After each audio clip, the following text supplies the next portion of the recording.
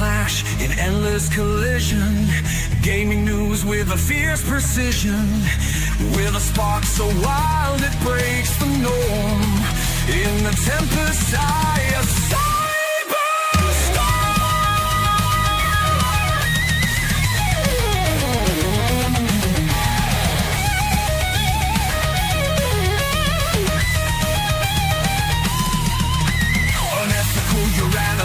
face the score.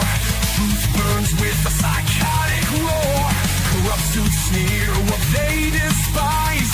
Dragoncast will open your eyes. Integrity found in Dragoncast.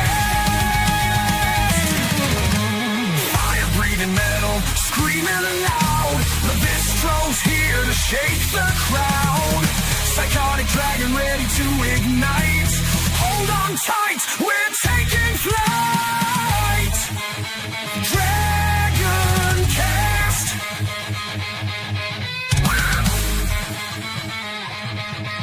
Dragoncast!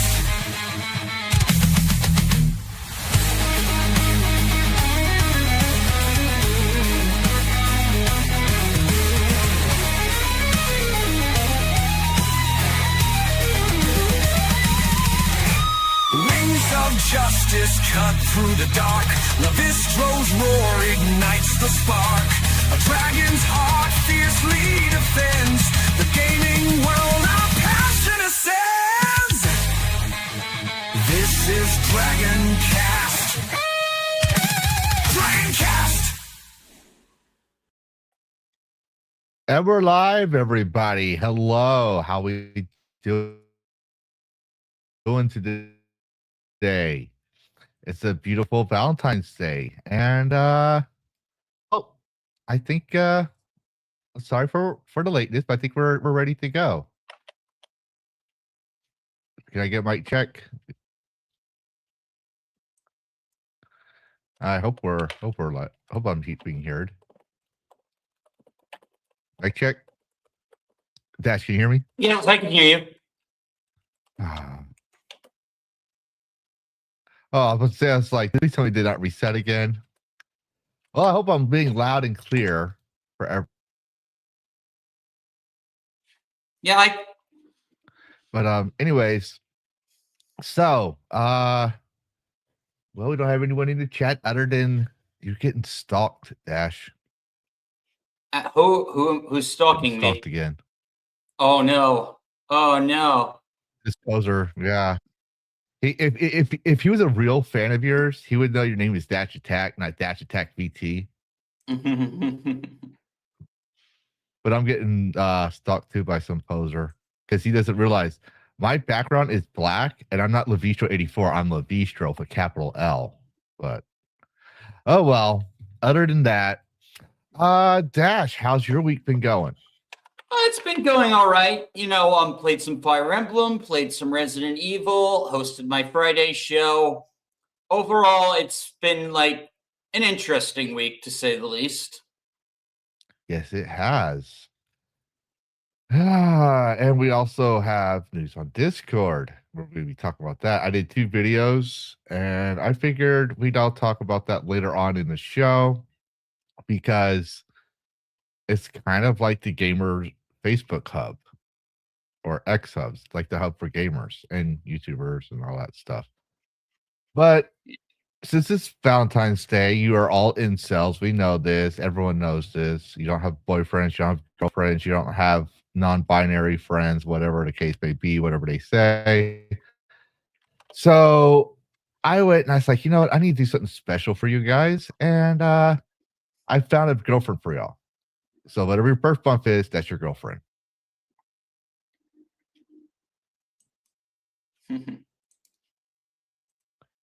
All right. Yes. I am. Let's see. Yep. Oh, I have Tifa's original character art as my waifu, May. Mm-hmm. Yep. And I'm April, so I got the hot one. Yeah, you got remake Tifa. Yeah. Actually, I prefer August. Oh yeah, that's Advent Children. Mm-hmm. I liked her designing Advent Children, but I had to be fair. I mean, this is Red Mages. If I would have done it, it would have been very biased towards April. But that's just me. But other October's than that, Kingdom. I'm trying something good. No, I was just talking about the Tifas. October is Kingdom Hearts 2. Yeah. Now I'm doing something different here than my usual where I had tabs open. So we're doing things a little differently because I have a folder here. So we're gonna go right into Dragon Bites. Karrus will be here a little later. He has his own things going on. But let's go ahead and go to Dragon Bites. Valve decided it's going to refund money to Ashes of Creation players, even if they don't meet the refund requirements. This applies to even players with significantly more hours following the Interpreted Studios collapse, full team layoffs, and project abandonment. I actually think this is a good move. Absolutely. Base Gabe. I don't know if it's I don't know if it was a scam or not. There's like the more I looked into it, the less I'm leaning it's a scam, but I'm not ruling it out either. There was he did work for a pyramid scheme company in the past, but it's kind of hard for me to believe you'll put 10 years into a game just for it to be a scam. And while yes, the last paperwork filed in December showed him as the only directory board meeting, he was in a lawsuit because he owed some people money and they won. So that could be the board members he's talking about. So he left. I don't know, but either way, I still think this is a good move by Valve. Valve is a corporation at the end of the day. They do some corporate stuff, but they're like the least corporations that makes any sense. So if you played Ashes of Creation, you can get a refund. But I'm gonna bring this back to retro days. If you're a Souls player and you haven't played this game, oh no, that's not the one. This is the other one. This one here, I thought was kind of cool. This is from Red Mage. It makes it very living in the golden age. Why don't we have manuals and posters anymore? Like that was one thing I used to live for: the gaming posters and the gaming guides and the manuals that would tell you a little bit more about the world. And we don't get that anymore. That's what helped build the fandom. I know a particular game that could have used something like this. Oh yeah? Yeah. I think we'll talk about that game a little later, but you know which one. I think I do. But here's what I was gonna say. If you're a Souls player and you haven't played this game, actually I'm gonna make this a new criteria. If you are a games journalist and you haven't beaten this game, you can't work as a game journalist. And that game would be Was it Final Fantasy VI? Super Ghosts and Ghouls. No. Oh damn. No, Damn. Super Ghouls and Ghosts. I can't beat that game. Brutal difficult SNES games. Unfortunately, it's heavily censored. Right, see how the crosses are all onks? Mm-hmm. That's the censorship. Yeah. The SNES version is with religious stuff in games. Yeah, I know. Mm-hmm. It was stupid. Shocker. But yeah, that was just a throwback for people to see if anyone could have a memory like, oh, I remember that game. That game sucked or whatever. Do you know? Oh no, it's Alex. Yeah, he's friends with Cassie. I know him. Because here we have some High Guard news. So last time we talked about High Guard, I said at that time they haven't come out against the players, which I said good on them. And well, yeah, this guy, He Yeah. this at least this person does not have my support. He's just mad he got fucking fired, is what I deal this to. Like it's part of the. He's just a victim of the toxic positivity that was going on with Highguard. I Mhm. think. And I ultimately think that is what killed the game, was this kind of like this toxic positivity where no one was critical of anything, that nobody, like if they had just reworked a few things, I really truly believe this game could have worked out. Oh yeah. It had an interesting premise. It needed some, from what I saw from the gameplay. I never played it, but from what I saw of the gameplay, it needed a little bit more polish. I think the Doritos Pope Touch killed it. For one, Definitely. it overhyped the game, and he's touching another game, Marathon. So you know what that means. Oh my god! Yeah, it's like people hate Marathon more than they hate Highguard because of the whole stolen art controversy. Yeah. And he's hyping that up. He's moved on. He's already moved on. What a fucking shill. Josh Schobel apparently doesn't think you know how much work goes into playing games.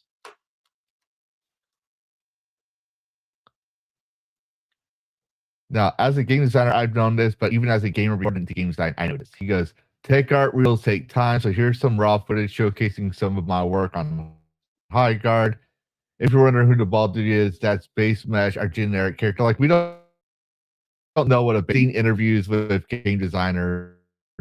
We've seen behind the scenes. We've seen all this. But one reason I'm pointing this out here is all those people trying to say Unreal Engine makes female characters ugly on purpose. No. As proof here, that's the animators, that's the modelers. But apparently we don't know how much work goes into facial animations that he did. He's that salty. Like, it takes time. But yeah, it takes time. But if you're not that good and you're going to blame it on the gamers instead of realizing I need to improve my gaming skills, I need to improve my skills, then it was probably a good thing that you were fired. I'm sorry you were fired. Don't get me wrong. I'm not even sorry. Like, that's why. I have no doubt I feel bad. I have no doubt he knows how to animate faces. I learned a little bit about facial animation when I was in school. In fact, this is 3ds Max. It's the program I was using in school. Mm-hmm. Yeah, which is the standard. Yeah, so like this is all technically impressive, but like really, this isn't why the game failed. Like the game failed because it was missing basic features, and the concept of 3v versus 3 was not good for this type of game. Yep. The thing is, I'm tired of is everyone wants to make another Fortnite. Everyone, which is a live service game. Everyone wants to make the next live service game. I'm tired of it. I don't care about it. That's the other reason why people don't realize that they spent so much money on outsourcing skins, like 70 that are like completed by like other artists who weren't even part of the studio. Mm-hmm. But like they had an outsourcing manager. Yeah. Yep. But that's his problem now. He got laid off, fired, whatever. But he's not the other one having a melty melt.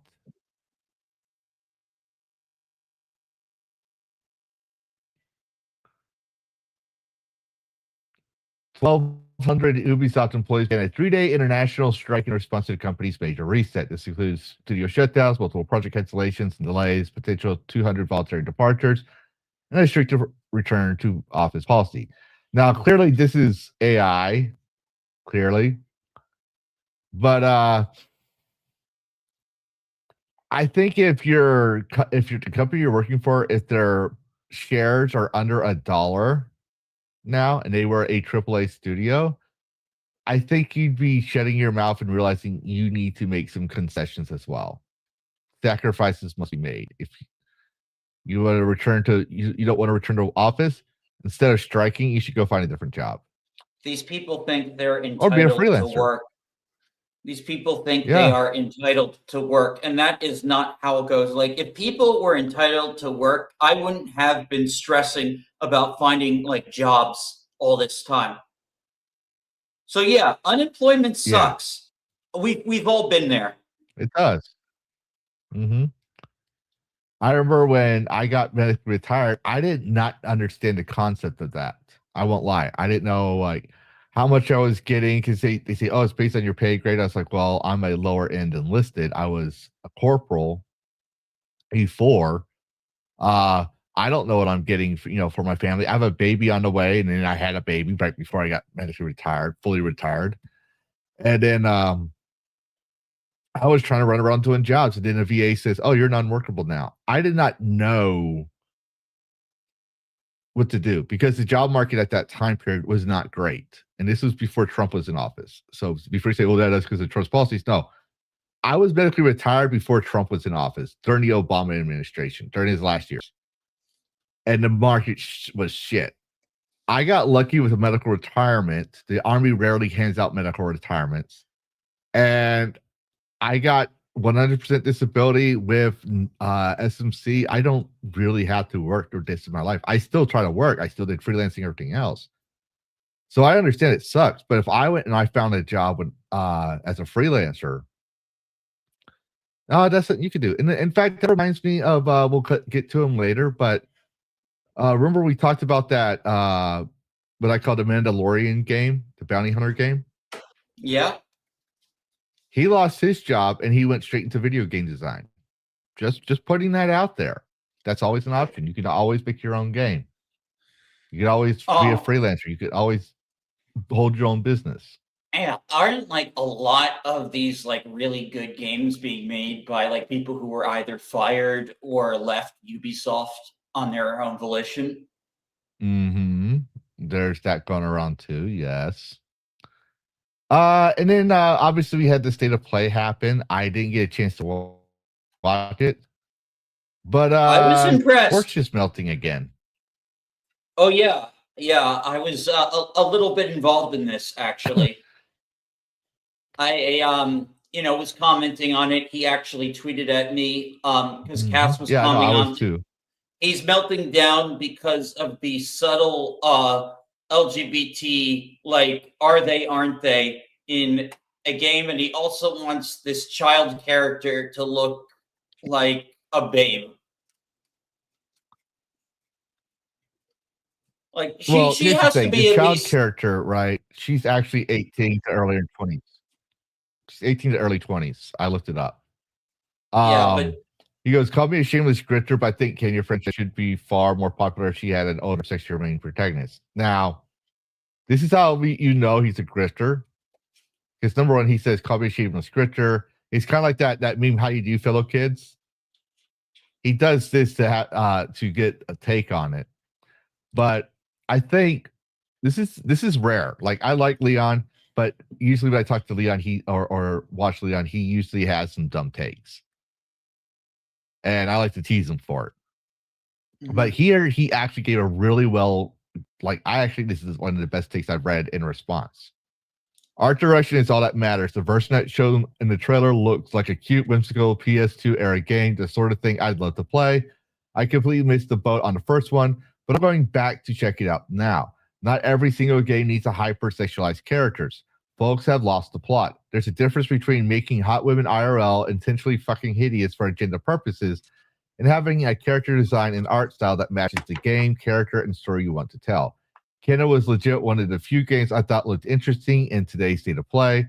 I do think the gameplay loop looks a little generic, kind of like Breath of the Wild meshed with a Souls game. We'll see how it holds up in the gameplay front when it's actually released, but from an art design perspective, I really like the way it looked all around. Way better than a hype realistic slot we're getting today lately. And yeah, I mean, she's not, when we look at her, she looks like about, let me put it this way, she's supposed to be 18 to 20, realistically. Like, that's what they're saying. Her boobs are actually a little big for an 18-year-old. Unless she's had kids or had plastic surgery. I'll just be perfectly honest. We don't need big babe boobs all the time. And that's not what the whole game is about in this case. It's like Leon said, it's a whimsical game. It's rated, I believe it's rated T for teens. So you don't want, you're not expecting Bayonetta out here. I think Bayonetta was in for mature originally. I think. But yeah, no, I just thought that was base take. But that is a game coming out that people seem to like. And you said you watched the State of Play, so did you want to add anything to it? Yeah, New Castlevania. Oh, don't say anything else about that. Oh, okay.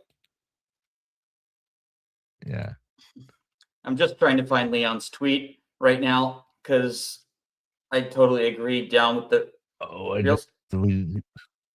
Oh shit! Oh. But you remember you were talking to us about Deadlock? Yeah.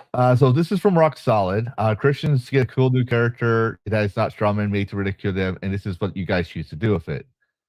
So the guy goes, lace code is a practice of ladder stringing combat boots, usually Doc Martens, with symbolic colored laces. Red and white laces ought to symbolize white supremacy. Blue laces protect inequality. Yellow laces stand for anti-racism. Purple laces signal someone is LGBTQ. And green and black laces are neutral. So he says this, right? And it got community noted. As in the image, the original post, Bitter's laces are clearly in a crisscross lace method, not a I can't speak, laddered lace method, rendering the ladder lace code invalid.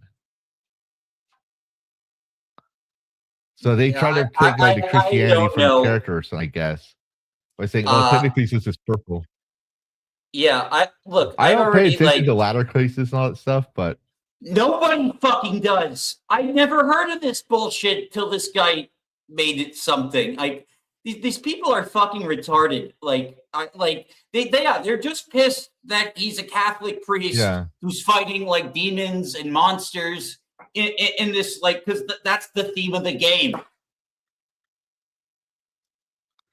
Yeah, and that's the thing. It's like not to get too religious on people here, but there was a time when Christians were in the game. Mass Effect 1 had Ashley Williams? There's a scene in there where she mentions her Christianity. She asked you. No one batted an eye. Nowadays, as soon as you have a Christian character or a Catholic character, oh my God, there goes the waterworks. But if you're saying you're DEI, then maybe his background as a priest, a straight white male priest, could help you show that, we could all get along. Considering most U.S. presidents are religious, or at least like they say they are religious, like Ashley. Religious. Wait, no. So Ashley Williams, I thought I got confused with Ashley Graham from RE. Yeah. Ashley Williams was that Mass Effect that was like ugly in the beginning, and then like in 3 she was a fucking hottie. Like there were memes about it when it came out. but yeah, so I just thought that was interesting. There are people melting out about unique characters. So that was one that came out, and let's see. So we got some No Man's Sky news, and I mixed it up, but I thought this is from the No Man's Sky main account. Talking about updates. Okay, boss, next idea updates. Oh, this is Bidman update. What? Hello? Oh, down with hyper real slop. Am I cutting out? Did I cut out? No, you said and it sounds like, okay, are you still there? Like I didn't know if you cut off. No, you didn't. I thought you did, but you didn't. No, I was responding to Leon. But yeah, okay, so let me follow this meme. It says, okay, boss, next update idea. Bin Man update. We're thinking an expert gravity guns, walking crab trucks, give every new trip. I don't get this meme. They had an update with a gravity gun. And I did thought I that had break? it in here, but I guess I didn't. No, it's just I just want to announce that No Man's Sky has a new update for Gravity Gun.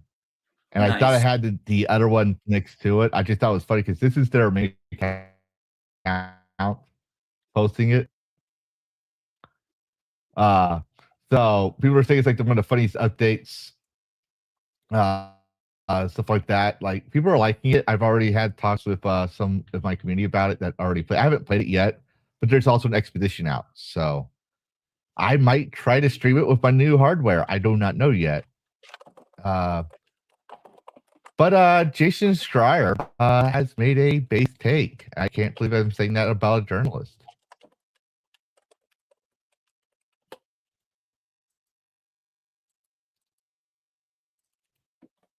Jason Schreier and base don't belong in the same sentence. Most games do not be. But look what he said. I think someone broke the timeline continuum thing. Well, broken clock Like is I right couldn't read twice. a full wash. Yeah. But he said, but his like I looked it up. I couldn't to be fully to let people know. I don't. They paywall the Forbes article, so I can't access it completely. So I'm going to take Pirate Nation as word here that Jason Schreier claims video games needs to be cheaper to buy, with the quote because this was in the article. Most games should not cost $70. And I agree with that. So like based Schreier, really? Like I don't like the messenger though. Check to see if I was high. I don't like the messenger though. I didn't hear you. I don't like the No, messenger. you don't have to like the messenger. Just, but it's just like when we were going after Visa MasterCard, and who of all people was on our side, or like not agreeing with thing, but agreeing with us that the Visa MasterCard went too far, and he used Sarkeesian. I think I remember I said, I said I never thought I'd see the day where we'd actually be agreeing with Anita Sarkeesian. Anna V that that transgender person that went after Kirsha, like we was also like on the anti-visa side of that debate, and I foolishly thought I could convince them to like be like not a dumbass, and I was fucking wrong. She went back to being a cancel pig right after that. Yes, he did, didn't he? Also, I saw this the other night when I was looking things up, and we're gonna go into the "you will own nothing and be happy." I know I don't mean that in a political way. I mean that in a corporate way. Because PlayStation UK said the quiet part out loud. Join your friends on PlayStation 5 with Flex. Lease a PS5 digital edition console starting at £9.95 per month for limited time only. You will lease. You will subscribe to have a PS5. Lol. I was watching. I was watching Moist Critical talk about this. That is, I thought it was like an install payment. That no, you have to pay that forever just to keep a PS fucking 5. You have to be a fucking moron to do that. But here's the thing. You say you have to be a fucking moron to rent a PS5? Okay, no, that's fair. I'll give you that. Maybe PS5 is not your thing. How do you like rent laptop? Laptop?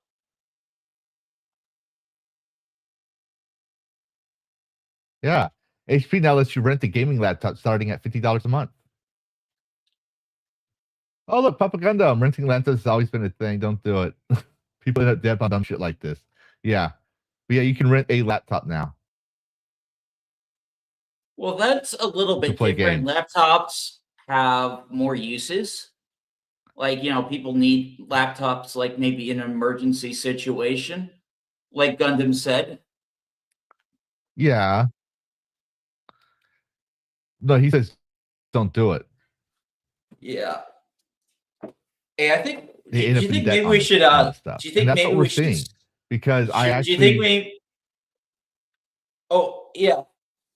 I was just saying, hey, Lieutenant Giratina, how's it going, man? Yeah. Hello, dude. I'm just saying, like You're most saying? of, like we I'm should trying to probably see. slow down the dragon bites so we can let more people come into the chat. Yeah. I don't see many people in the chat. I'm keeping on both screens. Okay. Yeah, but let's see. Where's the next one here?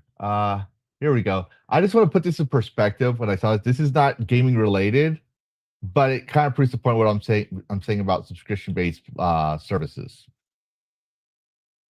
I think a lot of people are just tired of sure, subscriptions. I know I do. People are just sick of subscriptions.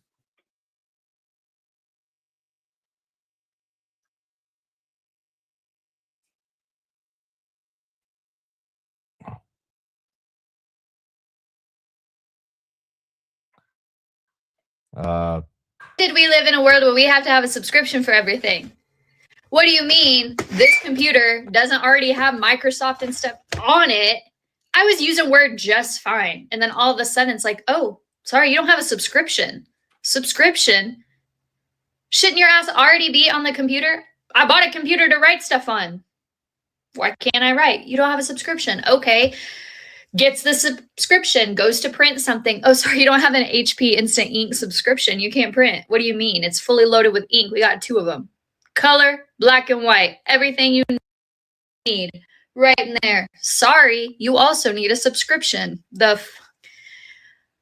Like, tell me why I'm just trying to write a simple document and print it out and it just cost me $25.99. My stuff that I already paid for. $25.99. I haven't even left my house. Costing me money. Yep. $25 to print a piece of paper.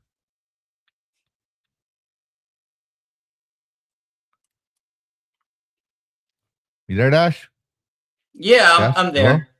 Okay. Yeah, I'm there. You're quiet. just lagging really. You're lagging behind really badly. I am.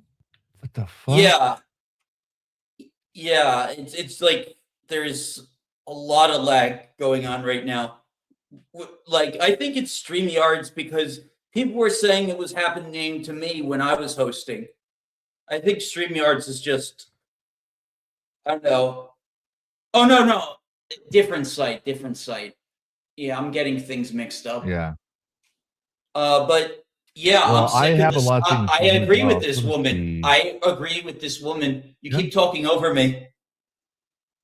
I'm sorry. Yeah, I agree. I absolutely agree with this woman about the subscription services. It's tiring to have to pay for fucking everything.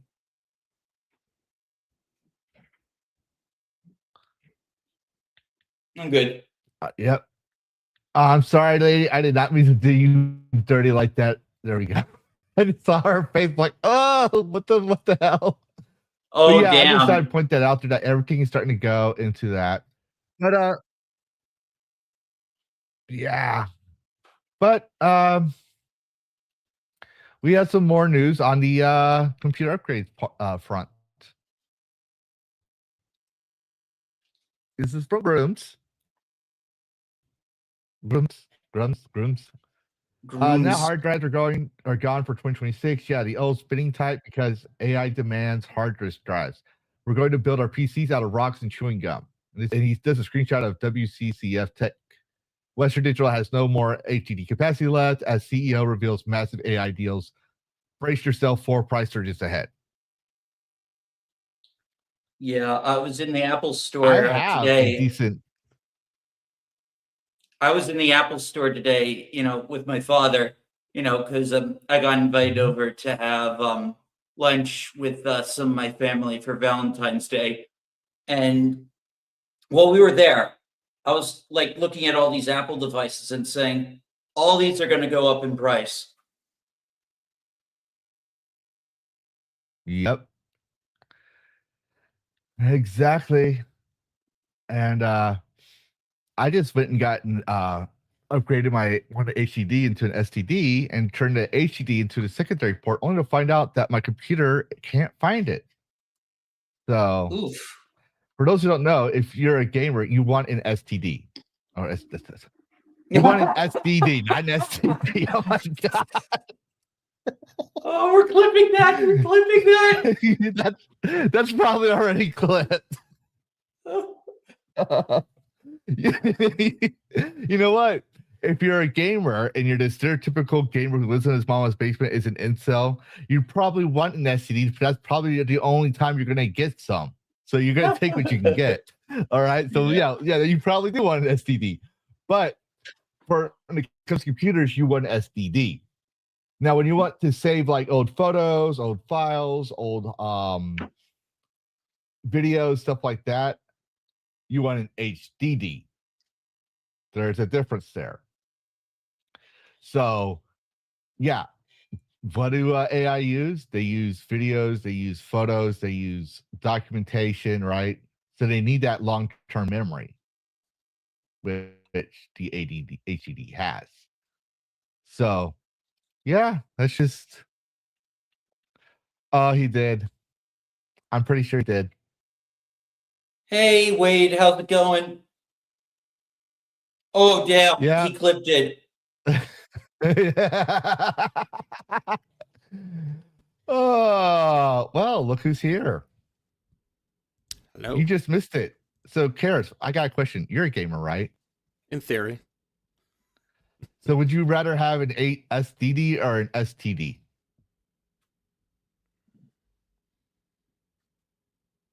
What's the first one? An STD. An SDD or an 8 STD? Either sound. Do I have to choose one? Yeah, you have to choose one. Okay, I get the STD. What was I didn't quite hear the TD. SDD. SDD. What is an SDD? And banned. He is not a gamer. He has no idea what an SDD is. Clue me in. I don't know. SDD is what is best used for you to install your games on your computer to run them. HDD is the capacity for like files of photos and everything else. Look at the screen. Yeah, I'm looking at it. Okay, see what it says HDD? I know what capacity? hard drive is, yeah. Okay, now replace H with an S. Okay. I just you know what? Forget it. Anyways, I was trying to explain the difference between SDD and HDD, and my freaking brain injury, TBI brain says, you know what? SDD is actually spelled STD. And when I realized it, Ray just clipped it. Gamers want an STD. That's how he clipped it. Oh, I failed for not getting the joke. I knew there was some sort of, my brain was saying SSD, solid state drive, but it was like solid data drive. Like that's where my brain was going. I was like, I am failing this joke. What should I say? SSD or SDD? You said STD, which I didn't register that. SSD, solid state drive, is what people mostly know. But I was like, is that what it is? Is it STD? Have I been getting it wrong the whole 20 years? Shit, fuck. No, it's probably me, because I was trying to say SSD and I said STD. Realized I made the mistake. I caught that one, but not realized my brain also said SDD. So STD for the win. Okay, that's what I should go with. Solid disk drive, I guess. I don't know. But anyways, so we were talking about that. That's the HDDs are the next things going bye-bye. So get your HDDs. And well, hope we get some Lego Batman news in relation to that. We got a lot of games to cover today. So we got it's Valentine's Day. Speaking of which, Hotaru is not going to be mad at me because you're here for Valentine's Day, is she? No, we had breakfast. We're going to have dinner. She's actually occupied for the time being because she worked today. So this will work out just fine. For a couple hours. Okay. All right, cool. Because you know, I know it's like to be married or have a relationship, all that stuff. So, you know, girls like their Valentine's Days. Anyways, the Steam specs for Lego Batman Legacy Dark Knight has updated. The game needs 16 gigabytes of RAM for recommended, previously 32. The game has been confirmed. The game is still being awesome. So it's nice to know they've lowered the RAM requirements. But nice. For those who are looking, because I know a lot of people are looking forward to the Batman game. Oh, and yes, you need an SSD. No, that's wrong. It's SDD.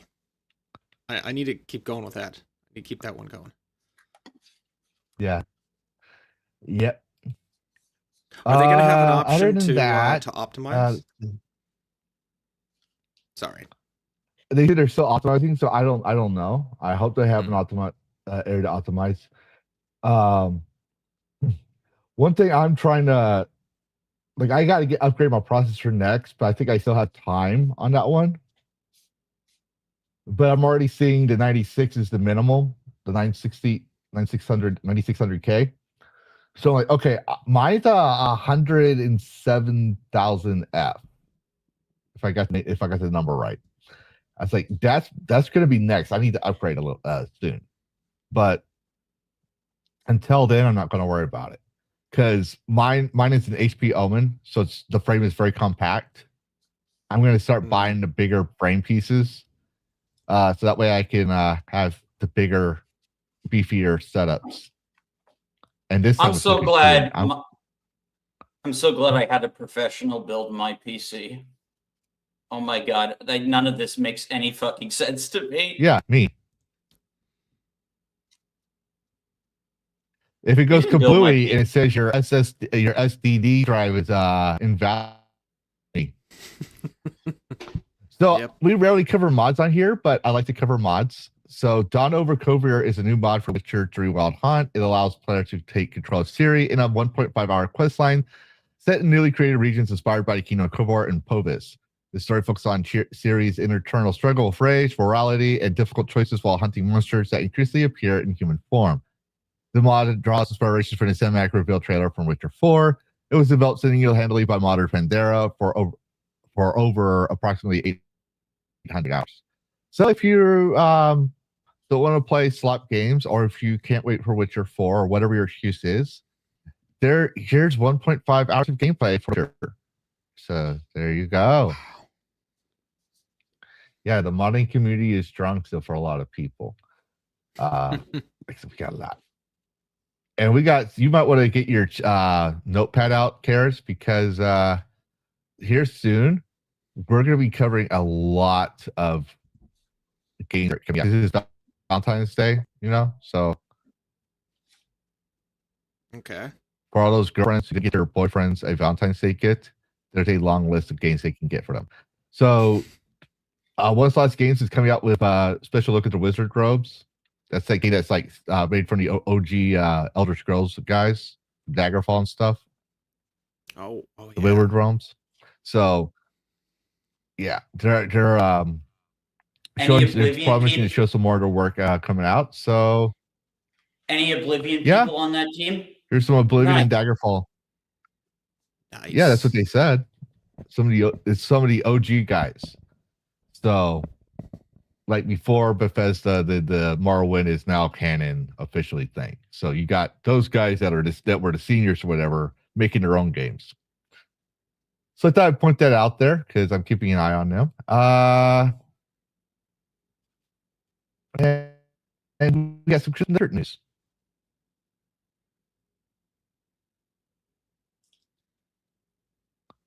So this is our customization in Crimson Desert. I saw a little bit of this. Yes, you can have blue hair. I like this. They have like different shades. I actually hated the scrolling putting the dot in a certain chart area because I could never get the hex code right. I like this gradient better. Yeah, maybe some people might prefer the other way, but I actually like this better. So are any of you guys going to So, use this I think feature, that or are was you pretty going to cool. keep your characters on default? Oh, I would definitely explore with I this at might least. change my character, but because especially with the armors and stuff, I would probably get my my brand colors on there like I usually do. But I don't really care about this too much. What I'm really caring about this game is dragons. You're gonna That's why have I'm the getting this entire game, rainbow of dragons. dragons. I'm just looking. Yeah, I'm looking forward to the dragons. Oh, I'm well, looking forward to the- like just all the battles and all the fights, like just fighting a horde of enemies like on screen in this big open world. And looking forward to trying out that orc guy. Yeah, that orc guy is serious business. Mm-hmm. Yep. Now we got more news on the front. Since you mentioned dragons, Karrus, and Dash, I know you like Pokemon. Did. There's a Guardians of the Wild Sky has been confirmed to be participating in the Steam Next Fest, along with what's within the demo, giving every survivor the opportunity to try the game for the first time. Ooh, new So this Dragon is Guardians Sim of the Wild game. Sky, and I'm going to give you more information. Yeah, well, it's more than that. It's more than that, because so let's before we go into that. For people to know, February 23rd to March 2nd at 10 a.m. Pacific is the Next Fest. Play free demos of games that haven't been launched yet, explore upcoming titles of every genre, interact with the developers behind them, and wishlist your favorites. Hey, correct me if I'm wrong, Next but Fest. is my voice coming in late, man? Because we keep like It's possible. I noticed a little bit. It's possible. Yeah, I don't know what the fuck's going on. It's like a half second to a second overlay. Yeah, so but on whose end? Not mine. Not mine. I'm hearing you guys just fine. Well, we'll look into it. It could be because I have a shitload of bookmarks. I thought that would actually help with the lag that usually happens. Maybe I'll do a notepad and just click and paste. That could be it. I'm trying to find different ways because I do know the keeping all these tabs open causes lag issues for us until the later into the stream. But moving on. So I actually tried this game, and its character creation system is awesome. I decided to play a female character, and I decided to be sensitive and understanding to the needs of women, and not conform to beauty standards. I created the modern woman.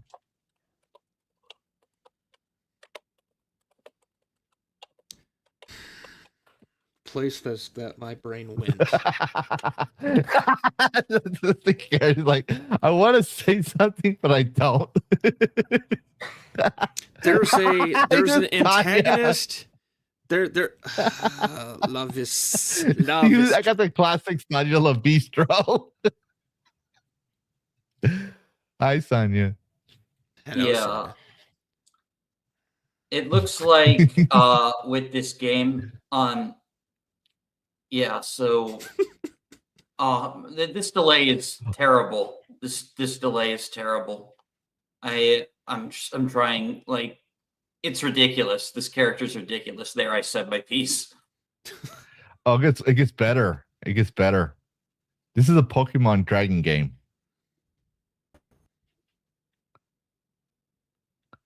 So this is me playing the demo. That's my character. What have you done? I made the modern woman. See, she's brave and empowering. She can capture Pokemon. I mean, dragons, and with one Pokeball, I mean, crystal. She has severe anorexia and scoliosis. Combined. No, you know what? It just gets She better. is what happens when, like, you ask a child, a 5-year-old, to draw a human, and then you take that drawing and you have AI put it and make it into an actual person. That's what that is. Well, no, that's what's hilarious is I was talking with Mikey the Goon Room. Oh, and that reminds me, I gotta go acknowledge that. Oh well, but anyways, Mikey the Goon Room and Valkyria and a couple others were in the chat group, and we were busting out laughing with what I was doing to this character. It just to show you what I'm going to speed up a little bit because I'm walking around like I am busting out laughing as I'm playing this character right now. I have no idea what I'm doing because I'm just lost it. But it looks pretty cool. You get a key for this game, or is Here we this go. the demo? You get This a is key the demo. for this game? You have up to 8 hours to play the game. Okay. You just get the demo. Now here's the thing: you start off the game steering that ship that she's on right now that she crashed. Like that's part of the storyline. But you're flying a flying ship, which is pretty cool. Here we go. Wait. This is the best part. You start off on that crashed ship, but it's not crashed. Oh my god, is that the stamina wheel from Breath of the Wild? Yes. They're Oh my totally not God. going to get sued by Nintendo. It's the exact same stamina wheel. They got the gliding feature. Yeah, and a gliding feature as well. But I'm Over here- surprised that Dragon has enough strength to hold her fat ass. Nintendo, over here. We got him. No, like in this kind, they actually do have a point because it literally graphically does not look any different than Zelda's. Oh, wow. But it's got dragons. I like that. I tried to capture that one. I couldn't. But it's literally, it makes me think of like Power World, but dragons with Breath of the Wild style. Power World had sex with Pokemon and went to play World of Warcraft. Yeah, that's fair to say. But I just wanted to showcase that because I thought that was hilarious. In fact, when I tagged the game devs, they actually liked my tweet. I kid you not. They actually yeah. Yeah, there. did anyone not see my question in the there- private chat? Hold on. I don't know. I usually don't ask because I'm always afraid of if I do, if a dev gives me a key, they're gonna want me to give a good rating or whatever. That's what I'm afraid of. So I don't accept keys because if the game sucks, I want to say the game sucks. Yeah. Dash, I might be able to. Moving on. I was going to say, Dash, there's a website that I recently signed up for. It's actually, I need to find it in my email. It's a place where you can request keys from the developers. Oh yeah, I do a couple of those sites. One of them is Keymailer, and the other one is I forget what it's called. But what's yours called? I don't remember. That's the thing. I signed up for it, and I like it's in my email somewhere. I did it on my desktop, but then I haven't touched my desktop in a month. But if I find it, I'll let you know, and they might have a key that you can request. They seem pretty reasonable. There's some people that were saying, "Yeah, this is the best place to get them." So I'll try and find that for you. Maybe you can get one.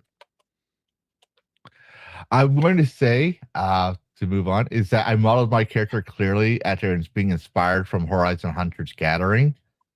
This woman right here, very empowering, very inspiring, totally thinks gamers will play and not laugh and make fun of at all.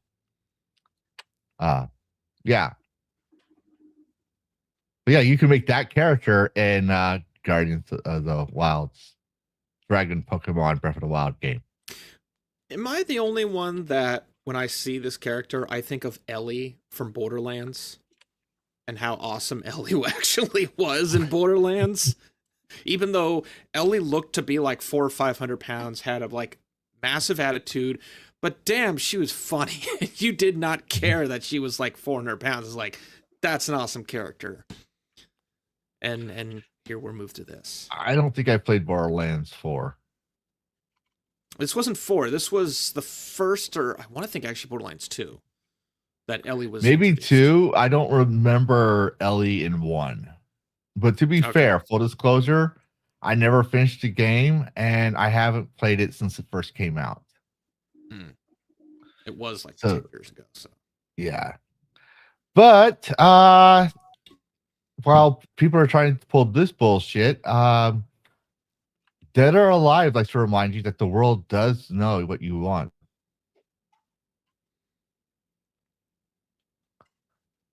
This was during the PS5 State of Play, and they're bringing back the sex according to Super. I hadn't had a chance to watch the Dead or Alive thing.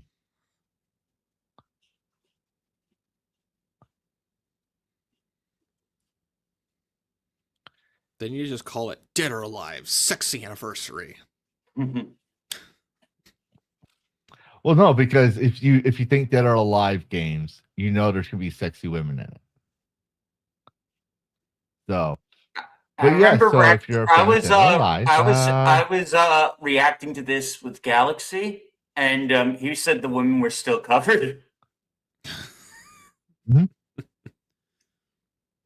Really? Yeah. So So no wonder it's we funny don't how see too people much. have, But she's got like the different- side cut and the. Okay, we're still having that lag problem, but I think it's funny that people had different like reactions. So I thought there was a lot of skin and stuff. There was also a new James Bond trailer where the only thing new they showed were some female characters, and I feel like they did that as a response to that awful interview. Probably. Mm-hmm. But moving on to Korean Wuchang.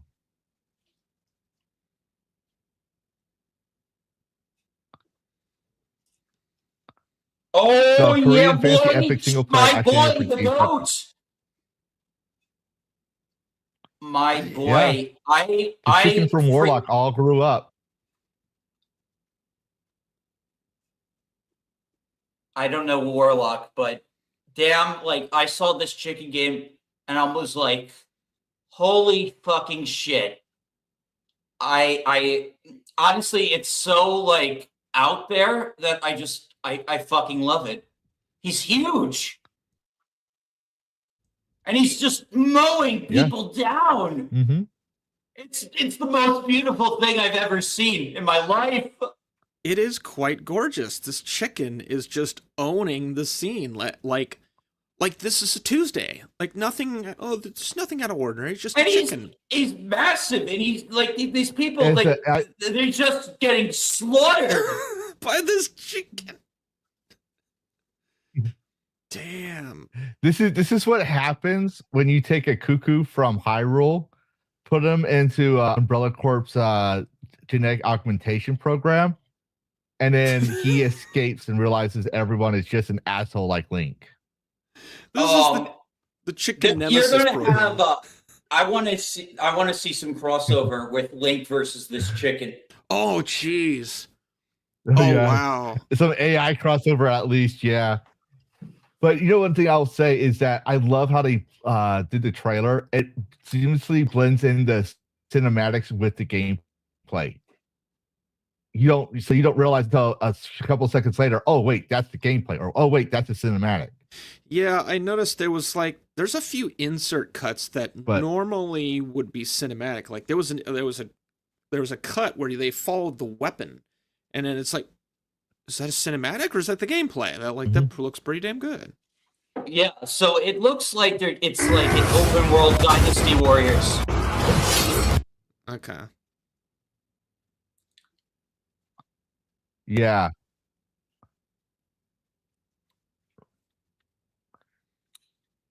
Yeah, so the project win list is so- the co-title. We don't know what the game is actually going to be called. Mhm. Probably the name of the character, if we ever get his name. That would make sense. But you know what's funny is that we're all here like oohing and awing on it. And I saw this, I put this preemptively in case we had that same reaction. He goes, I love that everyone has collectively decided we love the chicken game. It's done well. It looks to be done well. Like when Goat Simulator came out, I really didn't give a rat's ass about that because I knew it was just a buggy clusterfest. This is interesting. Yeah, It's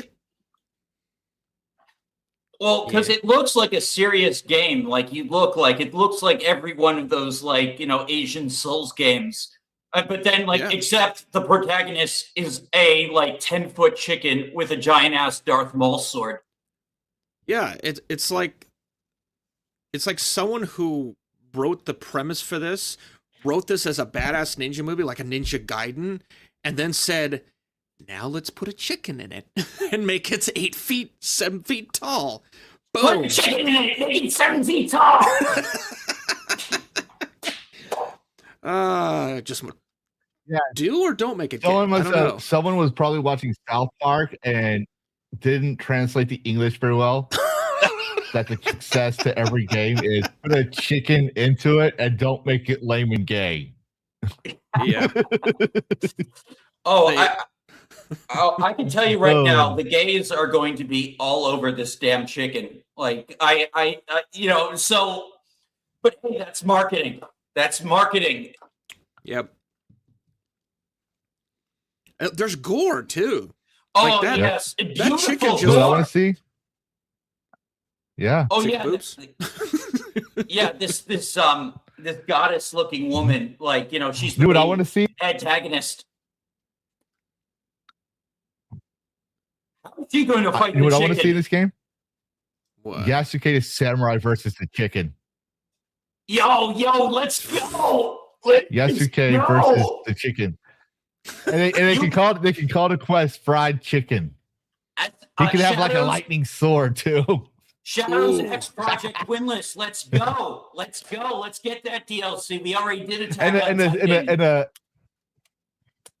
Yeah, and what they can do as well is they can have like those square watermelons from Japan in the arenas that they're fighting. So you have a lightning sword, the quest called fried chicken, and square watermelon. Oh, hey, how about Japan. Project Wingless? They can make it really a Korean versus Japanese event right there. How about this? And before anyone says Lavistro? anything that's racist, I'm going to say right now, square watermelons come from Japan, and giving Yasuke a lightning sword would, because he's a black samurai, is not racist, and calling it fried chicken is not racist because if you get hit with lightning, you get fried by it. So therefore, nothing's racist. So how dare any of you say that racist? What about Yasuke Sim, Lavistro? What if we use that Yasuke for the crossover? Modify that. I'm not even saying the Yasuke from the Assassin's Creed. I'm saying since he's a black samurai, just the historical Yasuke. He could be fat. So from Yasuke Sim, that is the historical version of Yasuke. He destroyed he destroyed Japanese things, and he drove a 90s car. And he shot a bunch of. You didn't play Yasuke Sim, Karrus? I missed that, unfortunately, but I wanted to. They just did the 2026 update. In fact, Lavistro, pull up Yasuke Sim 2026 update. Let's make this a Dragon Bite. Okay, I do need to probably play this. Yeah, look up the 2026 update for Yasuke Sim. They've made some improvements. No, like they made in fact, no. Maybe I'll pull up the trailer. I'll pull it up. Yasuke. Okay, you go ahead and do that. I'll let you share your thing. We're gonna move on to the next part. Okay. Because it's related. But speaking of Korean devs and Korean games, where'd it go? So everyone likes Stellar Blade. It's a Valentine's Day gift from you from Shift Up Entertainment. Kids have announced that the full details for Project Spirits will be revealed later in 2026, planned for a 2027 global release on PC, consoles, and mobile through Level Infinite and Tencent Publishing. They're also considering announcing a Stellar Blade sequel sometime in 2026. Interesting. So there you go. Wait, you wanted a Valentine's Day. You wanted a Valentine's Day thing from Korea or Asia. I got you. No, I had to ask Google AI what to give gamers as a Valentine's gift for the pod stream, and it said this.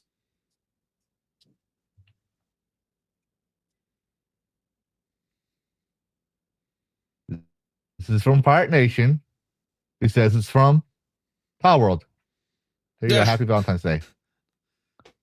Everyone's doing some really great Valentine's Day posts today. Sega has had several on multiple of their accounts. Even Nintendo did a good one where they had Link holding a heart container. Nice. Yeah, like everyone, some really banger ones. Like normally, like I feel like these social media teams, like they really like phone it in on these holidays, like the happy holidays. But no, Valentine's Day, everyone's cooking. Fantastic. Yeah, so I got the trailer up for the 2026 Yasuke Sim update. Okay. Hold on. There it is. All right, let's see. Yeah, hey, make sure you mute it because we don't want to get dinged on the copyright. Oh, it's all AI music. It's all AI music. Suno. Okay. It's copyright. Right. It's royalty free. They even say so in the game. In the meantime, they tell you this was actual dialogue in the game. Don't worry, this music is streamer friendly. Okay. All right. Good evening, everyone. In the meantime, while you're showing that we one, have something I'm going to go. It's done. Welcome. But I'm making sure my mic to the off 2026 Yasuke Simulator update. I see you out there. Thank you, John. We have a lot to announce. Let's take a look at our graphics and lighting update.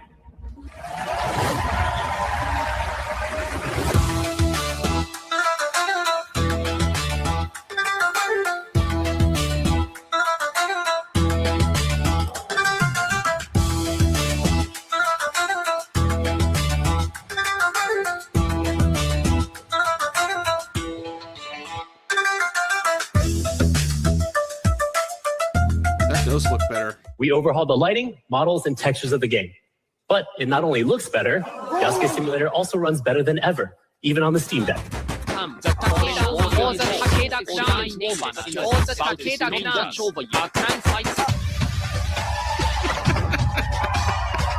Steam Deck support is great. In the audio department, we were hard at work and added numerous high-quality sound effects to the game to make the experience of destroying Japanese things even more immersive.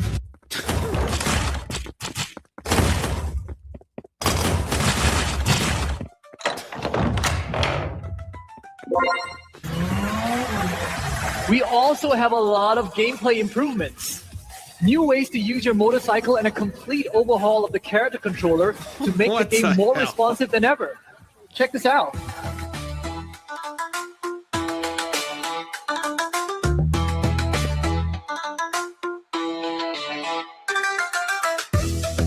Oh, gotta love that weapon sway.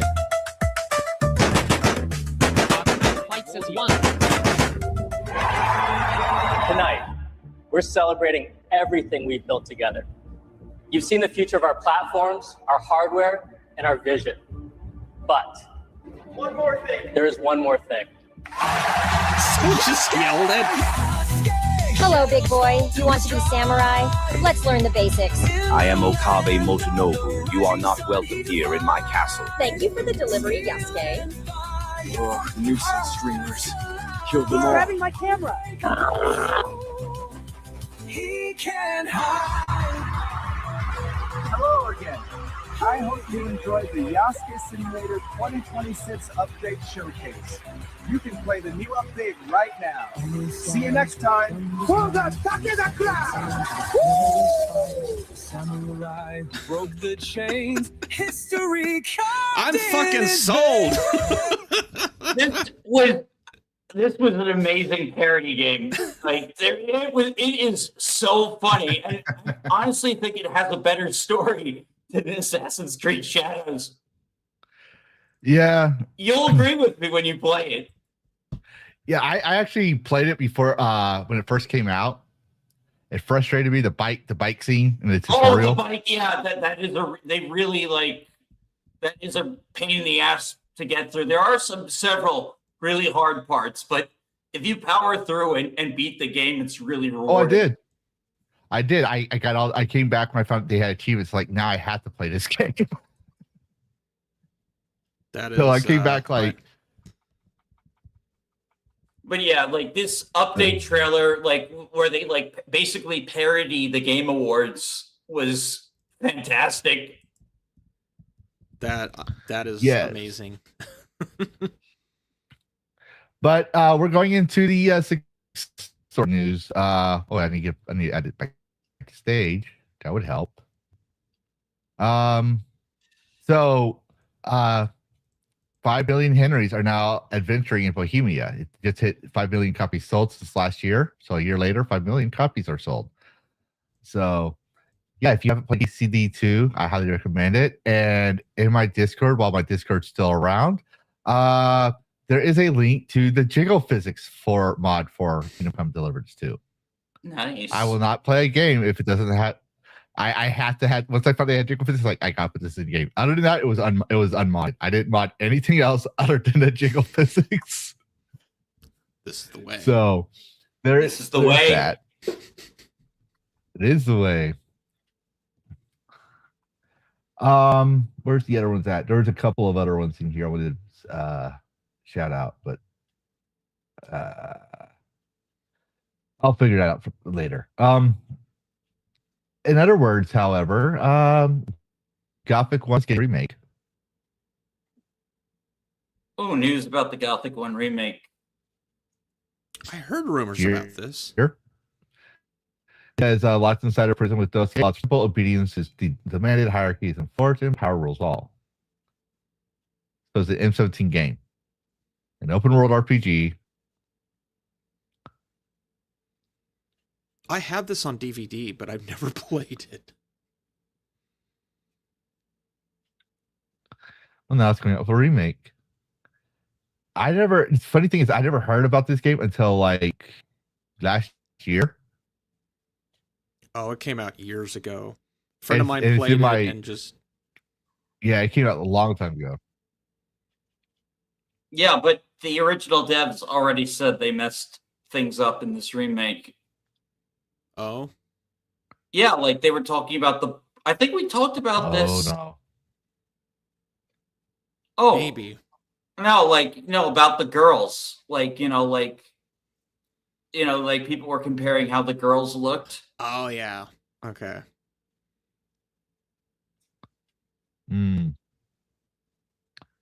Yep. But if Gothic's not your speed, then how about Castlevania? Yes. You have my attention. Curse of Belmont. Castlevania Belmont's curse is now. Go ahead, Dash. Nice. Yep. So this is made by the Dead Cell Games. It stars a unknown female protagonist who we believe might be Sonia Belmont, made Canyon. It takes place 23 years after Curse of Dracula. Trevor Belmont is mentioned in the trailer. Monsters have taken over France, and now this new female Belmont is taking it. We don't know her name, but we believe it's going to be Sonia. Yeah, we know it's going to be Sonia. She even responded. Sonia, you're in the game. Yeah. Yeah. Well, Sonia, when this game comes out, you have to stream it. You have to stream it and change your name to Sonia Belmont for a while. You have to. You just have to. Just open the stream as Sonia Belmont. No. Yeah, you're a vampire hunter.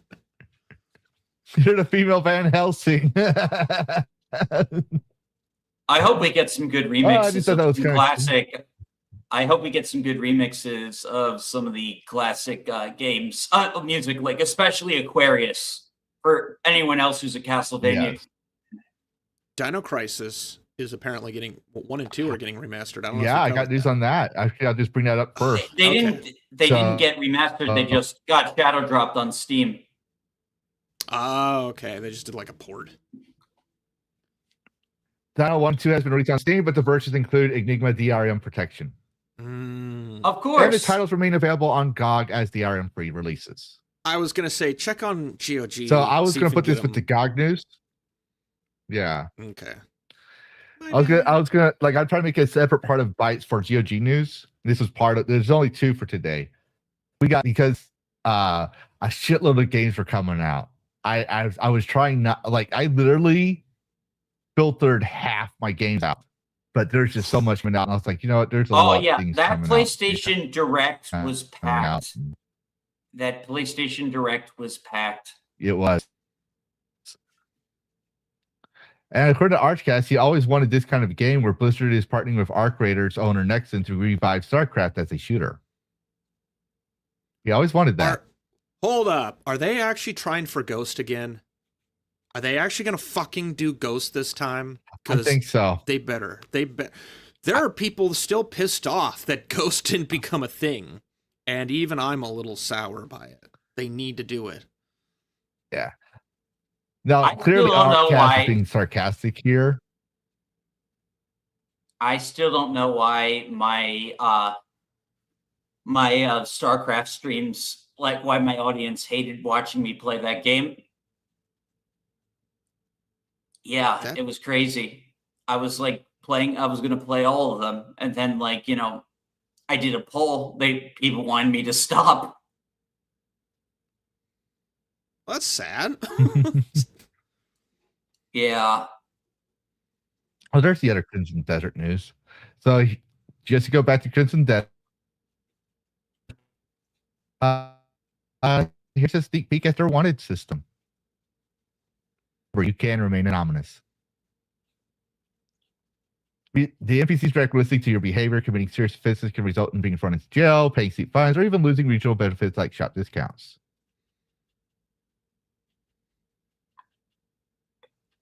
So, yeah, that's your wanted system. Oh, look, they're jail. Oh. I'm excited for it, not because of the wanted system, but because of dragons. I thought he just came out of like a bathroom or something. Yeah. He just like power walks out of the bathroom. But they even have like a wanted poster next to your thing there. Oh, wow. Like, let's see if I can go back to it. Cool. See, like they have a wanted poster there with a bounty. So it's like that's kind of cool. I like that. I wonder though if you change your character's looks, if it'll change in here. That'd be kind of interesting. Yeah, but you could like pull a Superman or something. Yeah. I'm sorry if I seem like I hope I don't sound like too annoyed. I hope it's just like the delays and stuff. I hope that I'm not like sounding. Oh, I hope not too. That Dash. Sometimes I talk over you in the past before, so that's why I try to stop immediately when I hear you talk. So it's okay if you get annoyed. This happens. I don't know what's going on, but we'll push through it. But since you like Clair Obscure Edition 33, you might like this. The Switch 2 version can finally get announced. Bard Studio launching. No, Bard Studio launched a new Loon Clair Obscure Edition 33 statue. There you go. Ooh, I wonder why they chose her. Oh wow! I don't know who that is.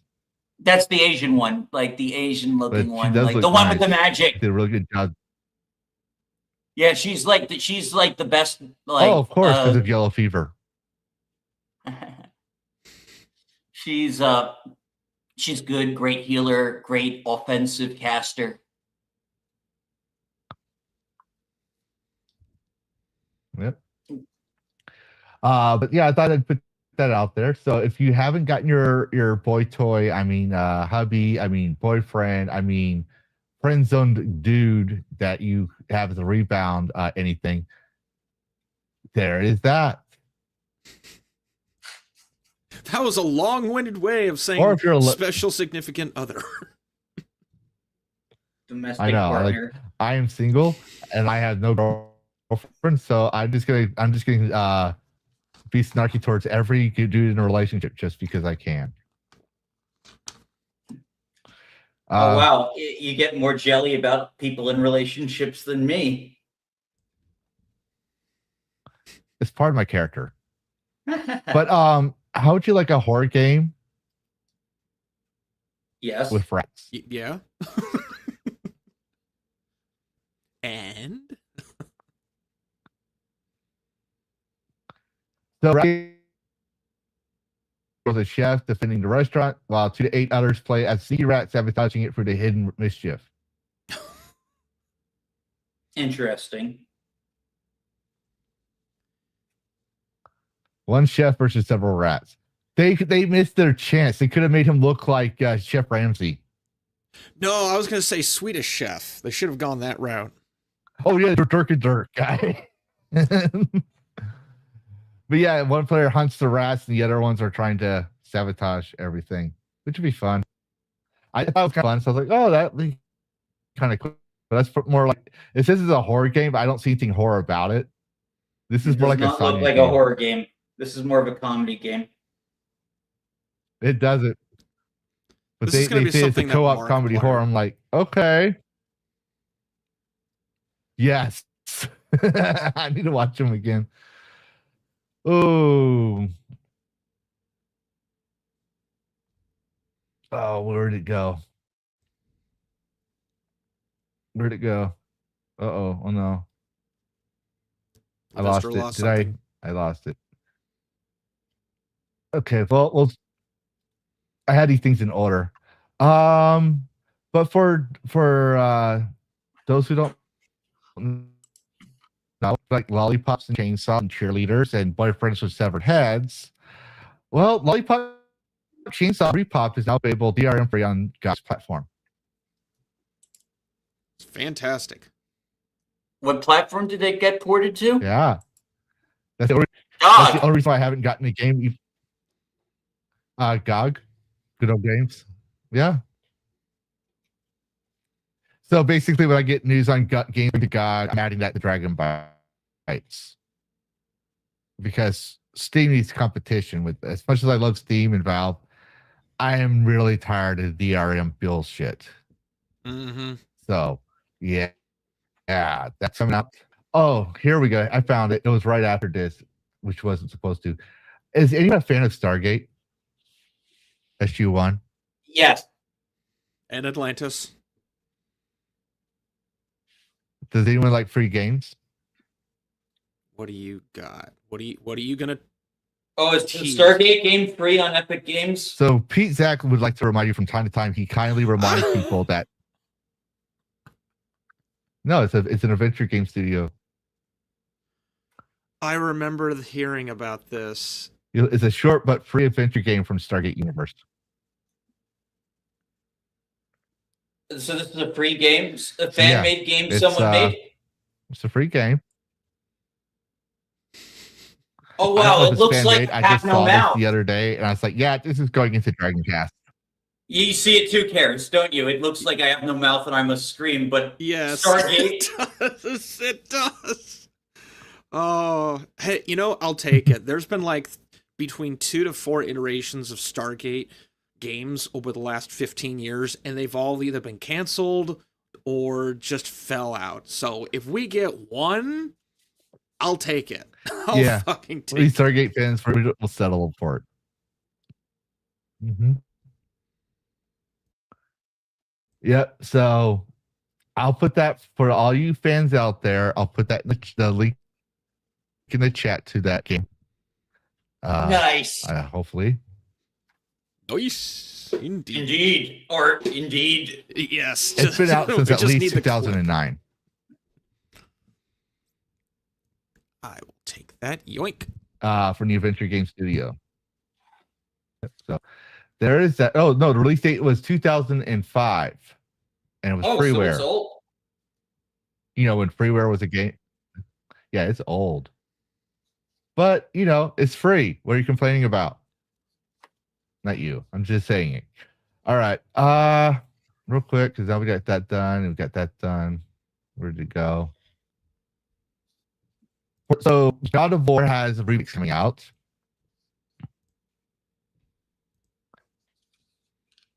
I don't think anyone cares because we already know it's going to be horrible.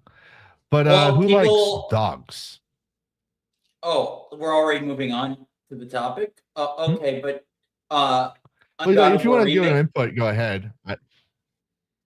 Yeah, like nobody trusts that Sony isn't going to cut the sex minigame, which is what everyone is like. You know they're going to do that for the modern audience. You know they can't help themselves.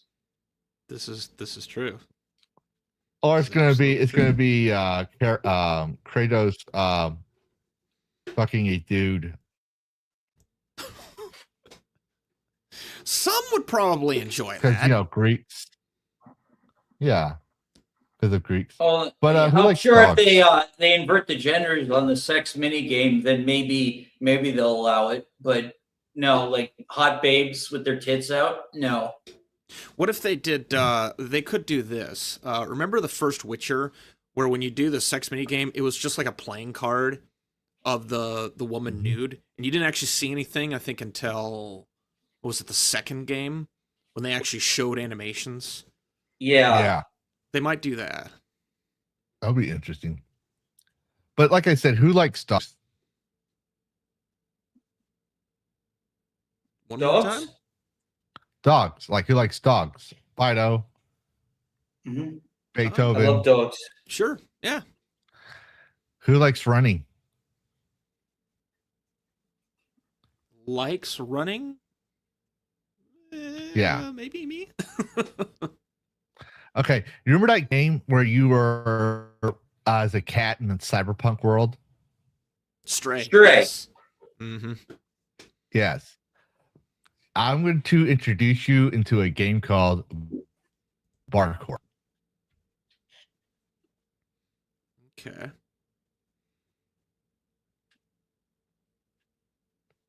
I found this. I'm going to say I hate this. This ignores me. This annoys me so fucking much.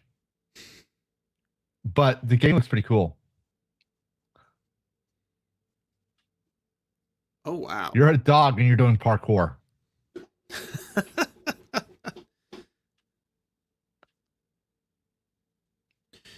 It's got the ragdoll system. You see that? You just like grab the guy's leg and just like does some flying. I feel like to be balanced, I should give this a play because I loved Stray, and I feel it's only fair and balanced that if I play Barcore as well. This does look good. Yeah, I don't have the page link to that, but just think Bark, B-A-R-K, and an hour for like parkour. It's a play on words. Yep. So if you want to find it. But yeah, I thought it was interesting, and wanted to show you all that. I'm just gonna do this. Oh no.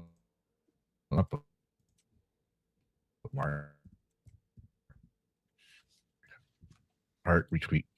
Get on the list. Where'd it go? This game is coming up, and this is basically Angel Roulette.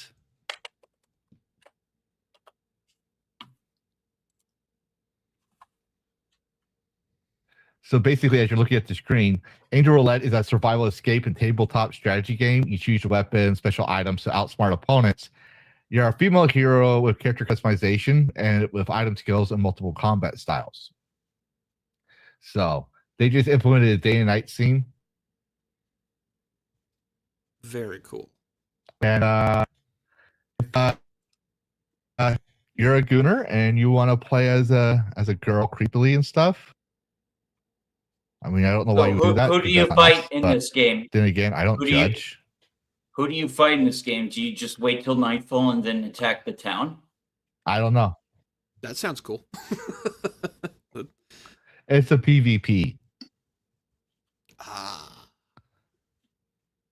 It's a PvP.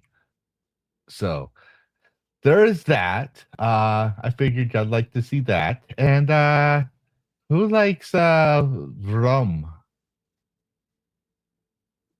I don't really drink anymore, but as a flavor, sure. Like not rum, Rome.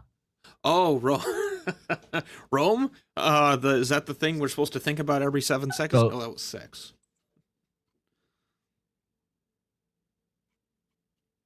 Yeah. This is from Turner Interactive. It's basically a survival game in Rome called Lost Legions. Lost in the Teutoburg Forest after a historical catastrophic defeat. Survive as a Roman soldier in a world filled with danger, craft, build, lore, fighting, story, rich, open adventure, unearth secrets of a forgotten time, alone, or with up to 3 friends. So it's like a PvE, I believe. So, which it's on Ops, it's a player, and they're promising to see achievements coming soon. And if you pay attention to chats, like most people do in this stream, there's a link to it. So there is that. Grabbing. We got way too much. I just realized how much this is. So if we got time towards the end, I will give more. But I know someone's going to tell me, why didn't I share this? So I'm going to have to share this. I don't really want to, but I'm going to have to. So just bear with me. So leaked emails from Jeffrey Epstein's files show discussions of a former Activision CEO, Bobby Kotick, and inventor Pablo Holman, using Call of Duty microtransactions. One response described it as indoctrinating kids into an economy rather than traditional education. Kotick's names appears hundreds of times across documents through no criminal involvement as alleged. The timings with Black Ops 2 introduced microtransactions that year. Now, when it comes to Epstein, I don't know much about him. I don't know, other than that he was a pedophile. I don't know. I don't get too much involved in that stuff. All I know is that he didn't kill himself. That's all I talked about this with apparently there's a link between him and. Yeah, I talked about this with the Cartoon Gentleman on my show. We went over this so Jeppy, as he calls him, J Epi, he was talking with a lot of these game companies pushing not just so he was simultaneously pushing for the social justice stuff, but also he wanted to sell sex to people, basically. He wanted to sell the skins. And shout out to Dante's Rant Room. What's up, man? Oh, hello, Dante. Yeah, we stream together a lot frequently. We should have him on sometime. Yeah. Okay. I think we'll put some time on him. But other than that, while you're talking more about that, I want to add more into this because it's related. But this is really suspicious. Do you like Pokemon? Yeah. I don't know why people like to Pokemon Go, but Epstein could understand. Couldn't get Pokemon Go to his island. I'm not joking. Pokemon Go team removes Pokestop that appeared on Epstein Island. The location labeled Sundial was added through the Ingress Wayfarer system between 2020 and 2021 and appeared in Pokemon Go. The Pokestop is no longer accessible in the game. So apparently there's a Pokestop on Epstein Island.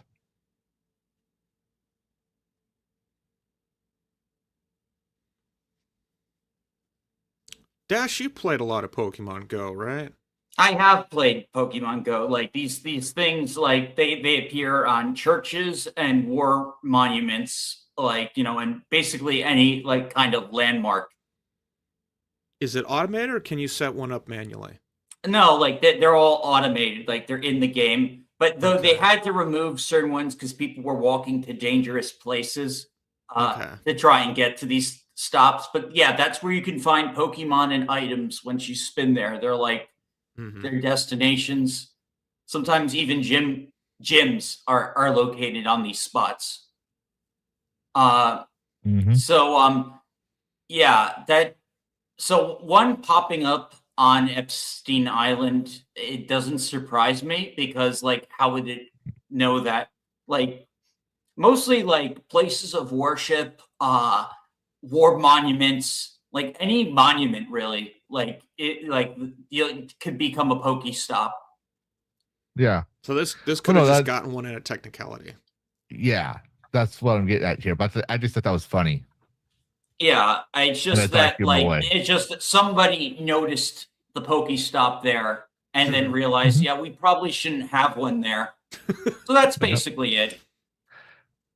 Yeah, probably. No, actually, you know, what would be more fucked up. It was one of the developers from Pokemon Go was invited to the island. And he realized when he looked at his phone, there was Pokemon. Oh, yeah, sorry, my headphones disconnected for a minute. Yeah. So you were saying. Anyways, well, I say it's like it'd be kind of fucked up. It was if it was one of the devs that realized it. Like he went to the island and pulled out his phone. It's like there's a Pokestop here. It's like, oh shit! And he goes, we gotta remove this.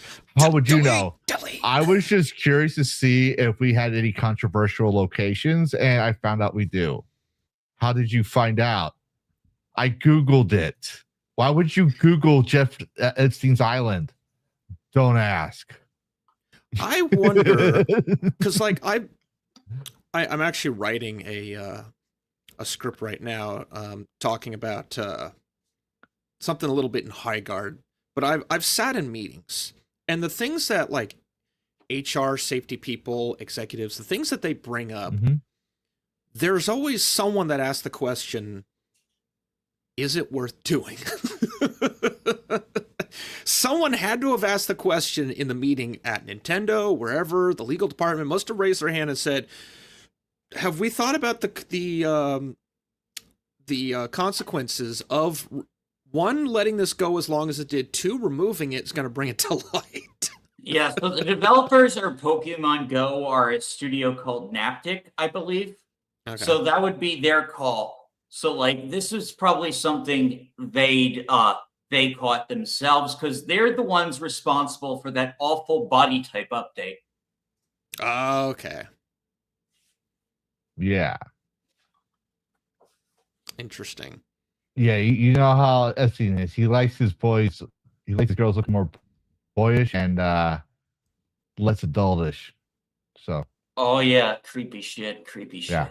It really is unfortunate how like you had mentioned. But there is that. Oh, sorry. I'll let you go. Go ahead. No, go ahead. Okay.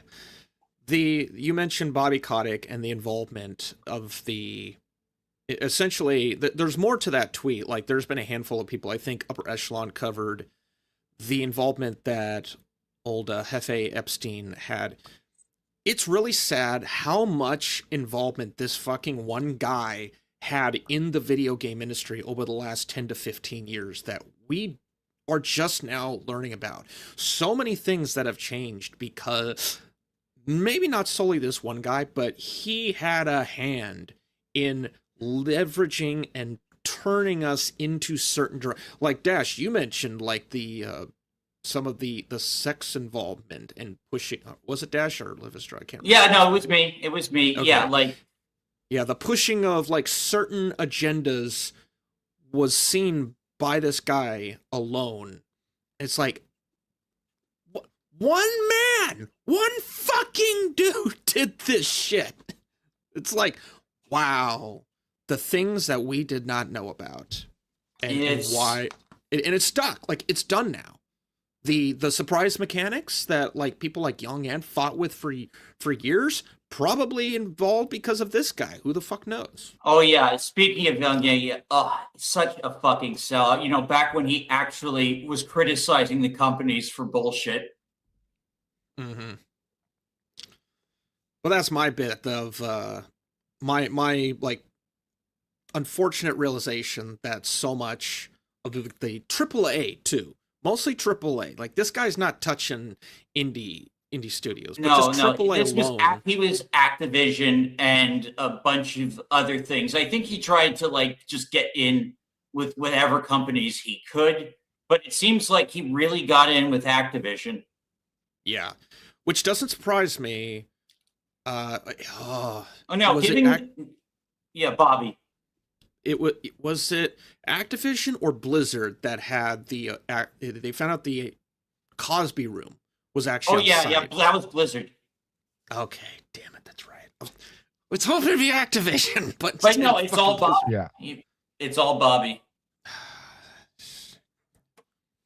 AAA people. Yeah, but we'll say okay. So we were talking about. Yeah. But moving on, you know how we were talking about Luminary? Yes. Mm-hmm. The indie fable. And then we also talked about a bounty hunter game that's basically The Mandalorian. Okay, yeah. Yeah. Well, the two decided to team up. Oh?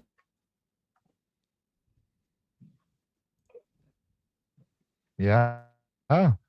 So this from Refractive Entertainment, we're joining forces. Big news. That's right. Ethan is solo dad from Richwalker. This is the guy I was saying earlier, Dash, if you remember, that when he lost his job, he decided to make his own studio. Richwalker guy. Is joining us Luminary for a bit to help fill out details using his amazing environmental art skills.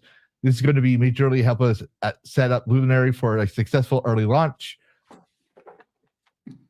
That feels right around the corner. If this makes you happy, shoot us a follow. Let people know with RT and grant us your wish list. Link in the comments. And then obviously he confirmed this. Very cool. I just lost it.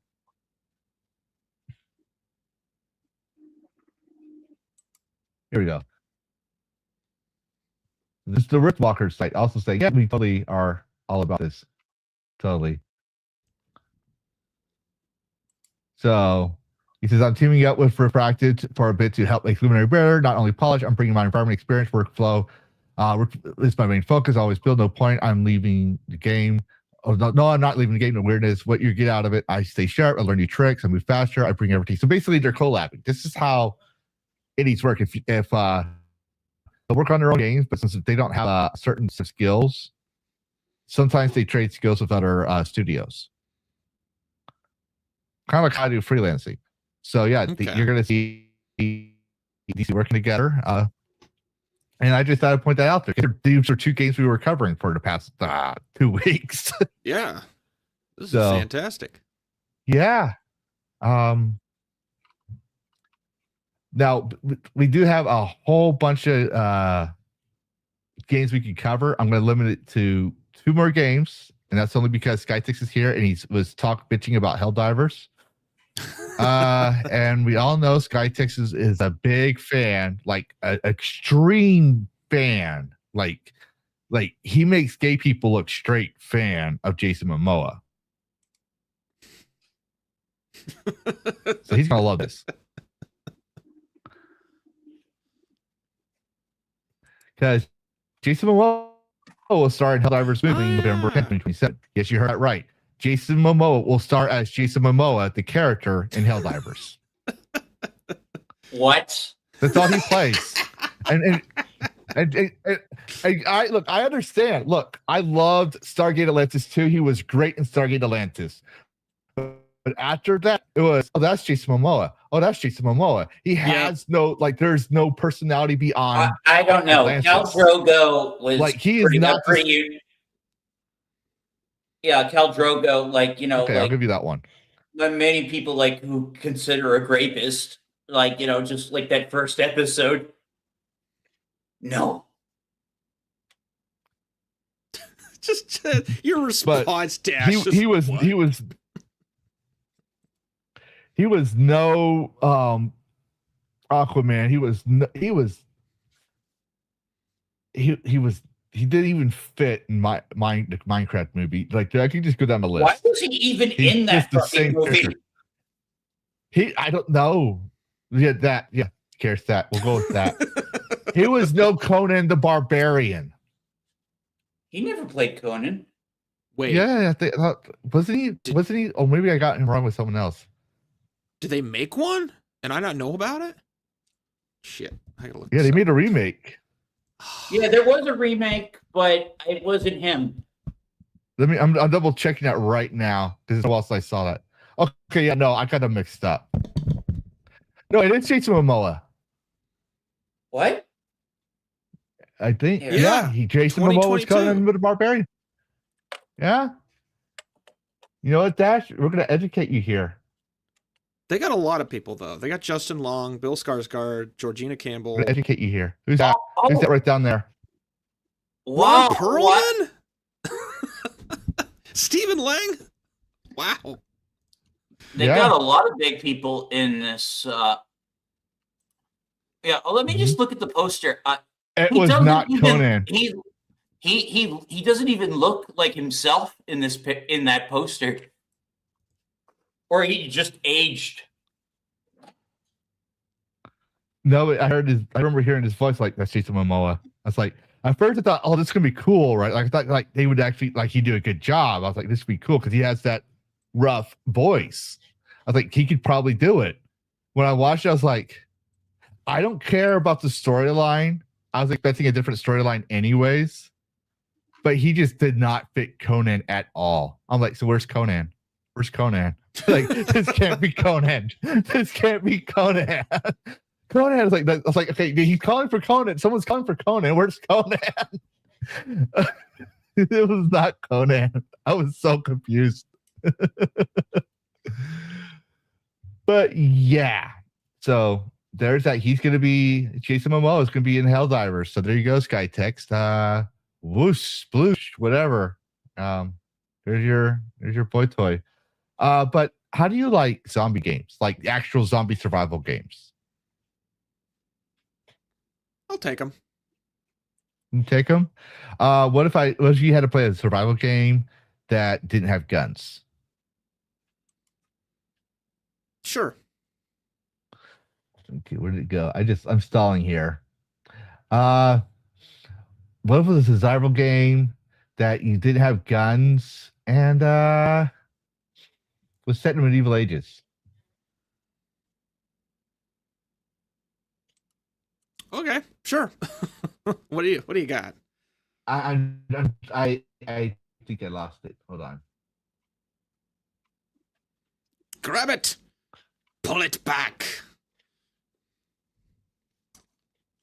Be violent with it. What's the thing? My computer. I think it might be my computer that's causing the problems with the internet because I have so many things saved up.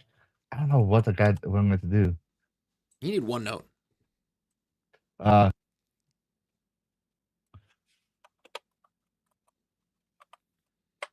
Chat, we need to pitch together and get a copy of like 2019 OneNote for Lavistro. You can actually still own that copy still.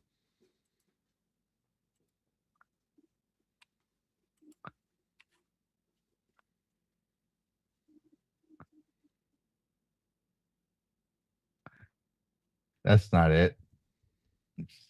Do. Skytech, a mentally deficient dragon. I'll find it. I just had it. I had it and I didn't. I had this stuff all organized and then I just realized I didn't get things scrambled.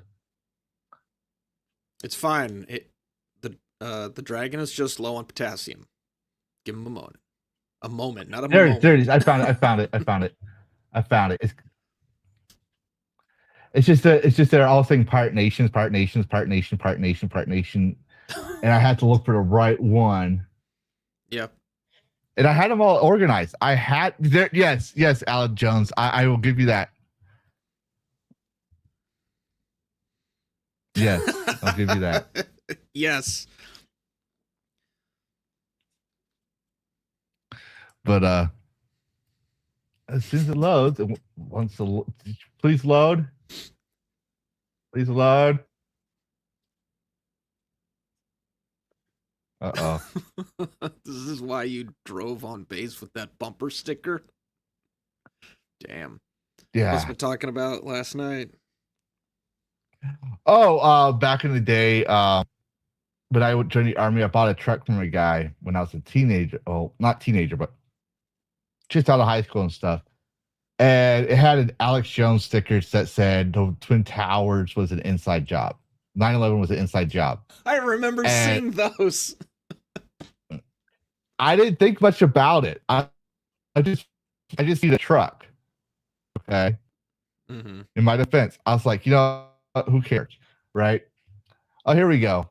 So this is a God Save Burn, a zombie survival game set in the 14th century England, places you in a city overrun by zombies. All residents of the 14th century Birmingham have turned into zombies, and guns don't exist. And sorry, guys, that means there's no women out there because it says all the residents are zombies. So you can't goon. If you goon on a zombie, you got issues. Closed alpha test coming soon. Ooh. And we're going to take a look at it.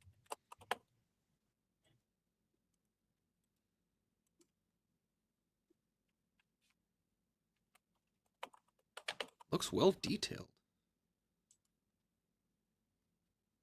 Mm-hmm. I can't tell, but I think he's. Oh, you get a scythe. Oh, yeah, that'd be cool. He had a But, chicken leg. if you're going to survive a zombie apocalypse, yeah, that's what I saw. It's like, didn't he have a chicken leg? And he fought with a hand. You just grab whatever you can find. Yeah, I remember we talked about this game once before. Do we know when it's coming out? No, I don't think we talked about this specific game. This is a zombie survival game. Oh, yeah, but I've heard of it. I have heard of this game. I was aware of it. I'm wondering when it's coming out, though.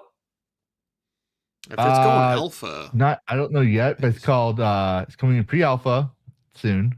It's called God Save Birmingham. And yeah, I just thought that was kind of cool. It's like an interesting take on zombie games. Everyone goes for the post-apocalyptic when no one thinks medieval, which you would think they would do.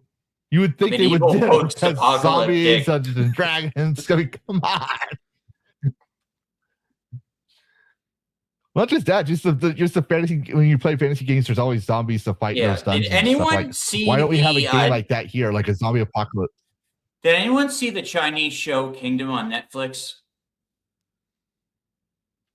I might have heard of it. Yeah. So, no. That was a zombie show, and like it was a feudal China zombie show. Okay. Which was really cool. Like, so if you wanted like a non-conventional zombie outbreak show, like that show was really good. Nice. Yeah, it's it's called Kingdom, I believe. Okay, and I got two. Now we're moving on into the more beefier topics. So this is a 2-4. So before you give your takes, let me say what's going on. Okay. So Illumina, a sandbox game inspired by Minecraft, had its free Steam demo taken down yesterday after Microsoft issued a DMCA notice. They claimed one of the promotional screenshots contained Minecraft content due to visual similarity. Valve removed the page immediately. The developer posted on Discord that they were confused and unsure what to do, calling the claim unfounded. After a huge backlash, Microsoft withdrew the claim entirely. The Steam page and demo are now restored thanks to the rapid community attention and support. The game is back and available again. So what Microsoft just did is said, hey, there's an alternate to Minecraft because of their little greedy little bullshit. And the next thing I want to add before we go too far is this guy also claimed to have the same problem. FTL like Void War was DMCA'd by Games Workshop due to oversized convex shoulder pads with a metallic rim for legally distinct God King. That's the shoulder pads. All right. Now, I'm going to let you know, I looked the game up. This guy has no claim. GameStop, Games Workshop, like when you see the game, it's like, yeah, this is literally Warhammer. So let me mute it. It says, so if you notice, it said in the beginning, the God King has fallen. Mm-hmm. Empire of Despair. Everything looks like, to me, it looks like 40K.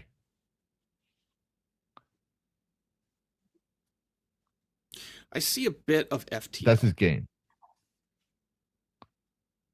Mm-hmm. I like that it's inside the ship and fucking pixel graphics. Yes. Yep. Yeah, I showed it to Valkyrie Witter, my 40K expert, and he's like, "Yeah, that's 40K."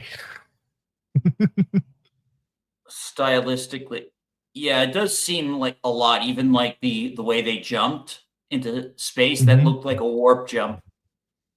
Yeah, it's got too much 40K in it. Also looks like it's too much micromanagement. The game. Yeah. Be a pain in the ass for me to play. I don't mind micromanagement. Good. Yeah. That was I didn't really play. I haven't played enough 40K games. I probably should, but I did play a lot of FTL, and that was probably my biggest issue with FTL is that there was way too much that you needed to do all at once in a crucial short amount of time. And if you didn't do you didn't hit your mark perfectly when it was necessary, or if you let something go, it would bite you in the ass. I was like, what does FTL stand for? Faster than light. Faster than light. It's still available on itch.io. I did check that out. It's also still available on Steam. But Steam Games Workshop is arguing that it's 40K. And I mean, like, when you look at the paths and stuff that you saw in the beginning, it's literally 40K. The guy has nothing to argue. I'm sorry. He needs to tweak it a little bit. He may have been inspired by FTL and 40K. That's fine. But it's too much like both. But I'd ask y'all's opinions on that with the DMCAs on the Minecraft one with Microsoft and Void War. Companies are very DMCA happy these days, and it can go one of two ways typically. Like in the case of Microsoft, yeah, you just highlighted that there's now an alternative to Minecraft. In this case, you might have some reasonable discussion of, yeah, like that shot looks like Warhammer 40K, and I don't even know a whole lot, but I recognize the art style. Like, yeah, that looks like 40K. And then, yeah, the comparisons to FTL, you probably could have changed it another like 15%, maybe. This is for the lawyers to figure out. I can't let, like, I played more I played too much FTL, and so I recognize a whole lot of that in there.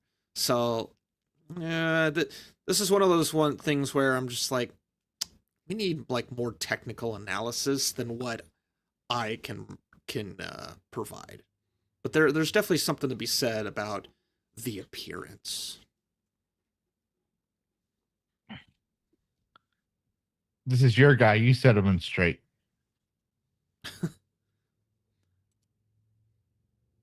Yeah, that's very true. Like, how original can you get without weaning into somebody else's area? Exactly. I'm going to give a similar thing here. So when I was a lot younger, I wanted to write my own stories, and clearly, obviously, it's about dragons. I've been obsessed with dragons, but one of the things I had was a location called Dragon Mount. It was a mountain that the dragons lived in. It was like their sovereign nation. It's, dragons, mountains, whatever. Then I read Wheel of Time, and in the first few pages of that book, there was Dragon Mount. I was so paranoid because I was writing about my idea on the forums. I actually thought that Robert Jordan stole my idea until I looked at the copyright date of that book and realized I didn't. We just both had the same idea across different time spans. Yep. But yeah, that will happen. I mean, it is possible that you could have the same idea as someone else or something similar.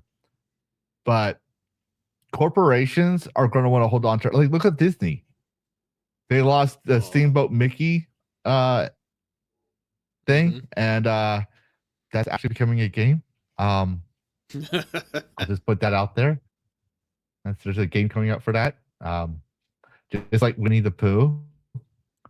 I don't think I have it in here, but anyways, so yeah, there was that, and Dash said he would be okay with unless someone else was to add anything else on the DMCA. I think the like it's I think the I'm with you, Karrus, the Microsoft one. It's a little far reaching. The Void War one, I'm gonna side with Games Workshop on this one. I'm sorry. I think they have a legitimate it's way too close. Yeah. But so does anyone else have to say anything on the DMCA? Not really. It's if they go to court, it'll be interesting to see where they go. If the lawyers battle it out and say, yes, this, no, that, this, you know, this is this. Yeah. Mine is far enough away. No, it's not. Like, that'll be the interesting part. You can throw DMCAs around all day long, but it's not until you actually get to the courts and discovery that the real interesting stuff happens. If it gets that far, that is. Yeah. And Dash, are you ready? Ready. So Dash said that he lied about being bi. Oh, there he is.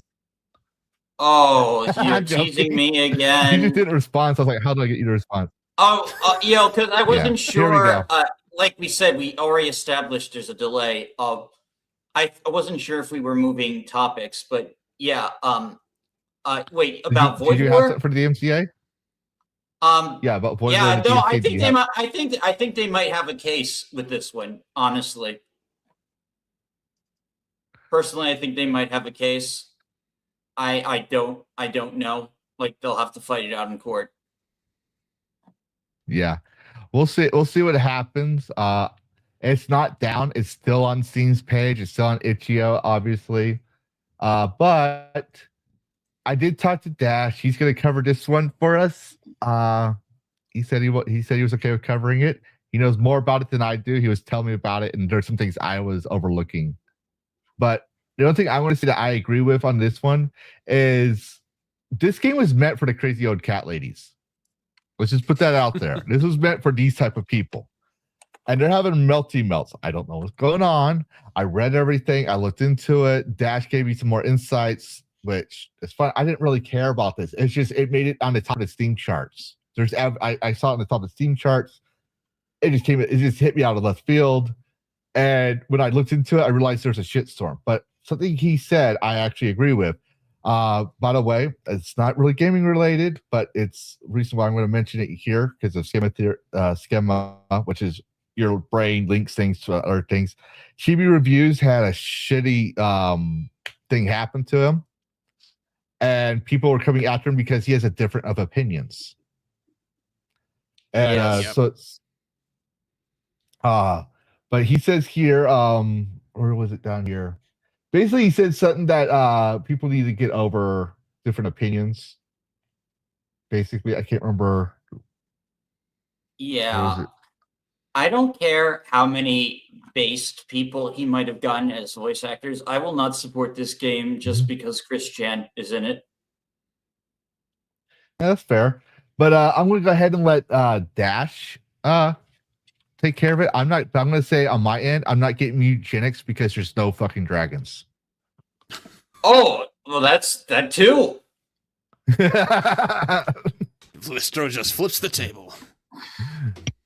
All right, go ahead, Dash. You got the reins on this one. Do you want the link to it, or do you want to do your own? Yeah. So I got the attention of Mr. Fake Wizard because of my points with on why High Guard failed. And now there's been a lot about this subject. A lot of people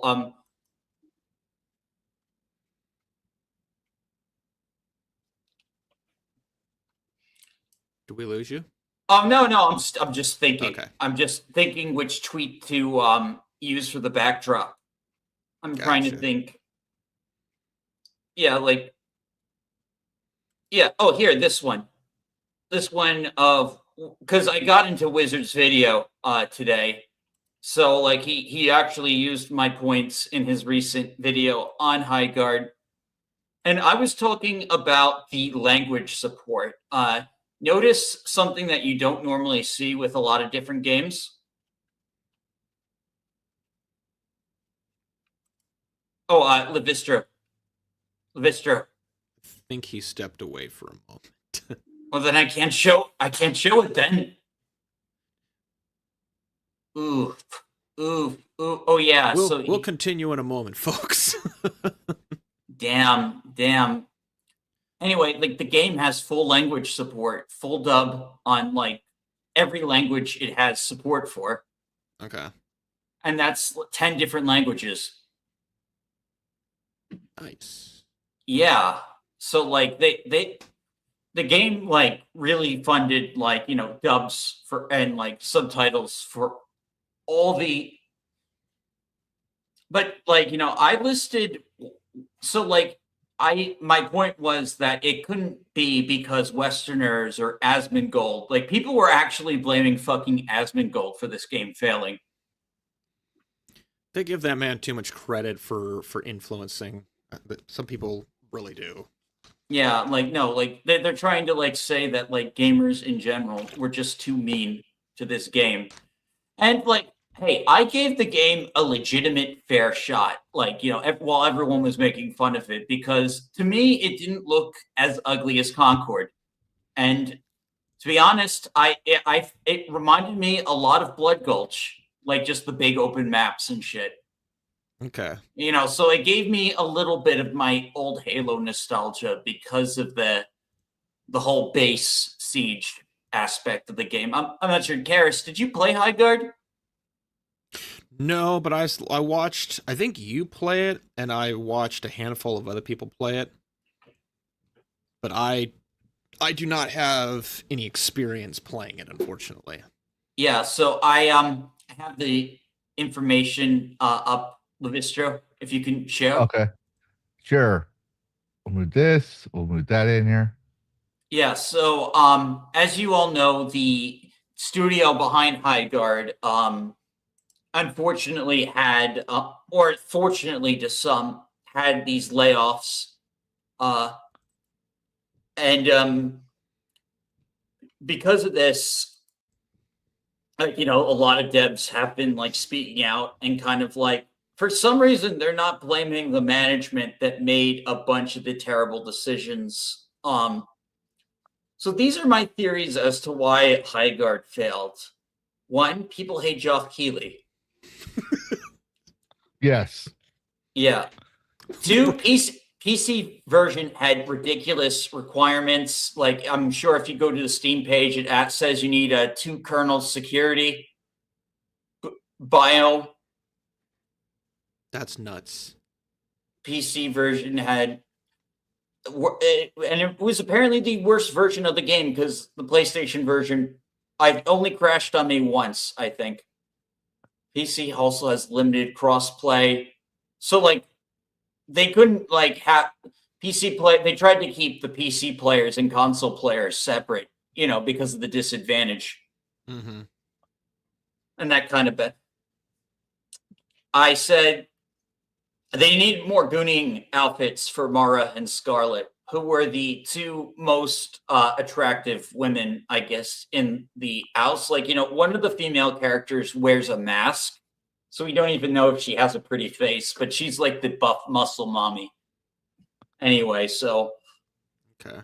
Yeah, so no big. Yeah, so I said, like, if they had sexy outfits, people would actually defend the game like they defend the first Ascendant. Mm-hmm. Yeah, because didn't that come kind of crashing out the gate a little, or stumbling out of the gate a little bit? Yeah, it had issues, but people defended it because it was like the only game with any TNA in it. Yeah.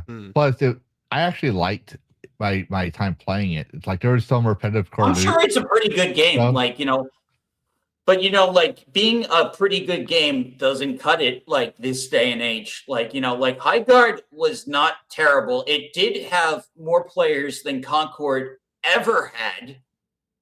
It still wasn't a success. Oh, hey, I see Valkyria Winter is playing First Ascendant right now. Isn't that funny? Yeah. Okay, so yeah, there was no beta, which is just awful. And this was the point I was alluding to earlier. The marketing, they didn't do lore drops. They didn't explain these characters. Like their backstories are all paper thin, and you hear a little snippets of it in between matches. They didn't post, as far as I know, there's no links or page explaining the history of each character or explaining the world. Every hero shooter has this. Yeah. Like a wiki or something that somebody wrote. This is the story of this character. They were like, there's more backstory to Shepard in like 30 seconds in Mass Effect than needs to be. Mm-hmm. Yeah, well, I mean, and what's cool about that was you basically choose between a couple of pre-written backstories, and that becomes your backstory for the game. It was a really good thing Mass Effect did. The fact they also expected thousands of people to just blindly play this game and just collect infinite money at the start, and then pretty much fucking abandon it before the devs could even fix the damn thing. So it looks like some of them were kind of deluded into thinking nothing was wrong with the game at all. No, the game is fixable, from my opinion. I've played enough of it to know, like, there are people that legitimately enjoy the game. It's just that there's nothing. The shortcomings it didn't retain the core player base. Like the PC people dropped it for numerous reasons. It was on them to make those changes and improve it. And I know you can't do that right away, but that's why first impressions are everything. This game was not ready for launch. Oh, and then we found out that they actually had a character outsource manager, meaning they had someone whose job was basically to manage commissioned artists from overseas to make the skins. Interesting. So, like, they weren't even making a bunch of assets in-house. They were contracting out.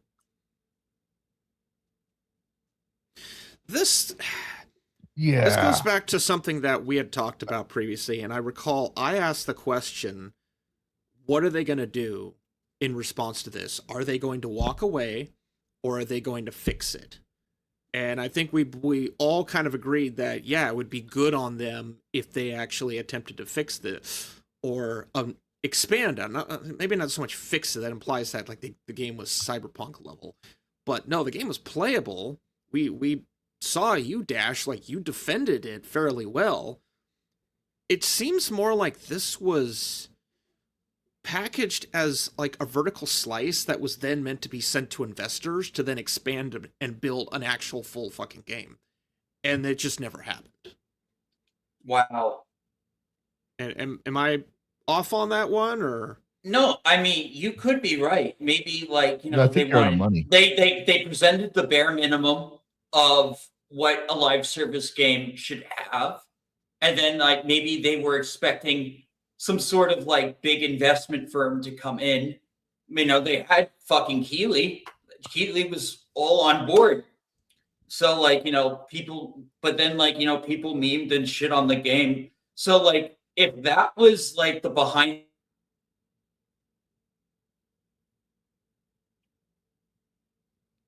We lost you halfway through that, Dash. Yeah. Dash. Come back, Dash. Dashy boy? Did we break him? I don't know. Did I?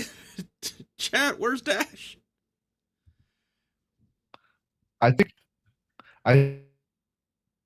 your we broke mic just him. His mic just like completely cut out. He says he's here in Hold private on, chat. Yeah. Yeah, he says he's here. Oh, hey, I'm back. Okay.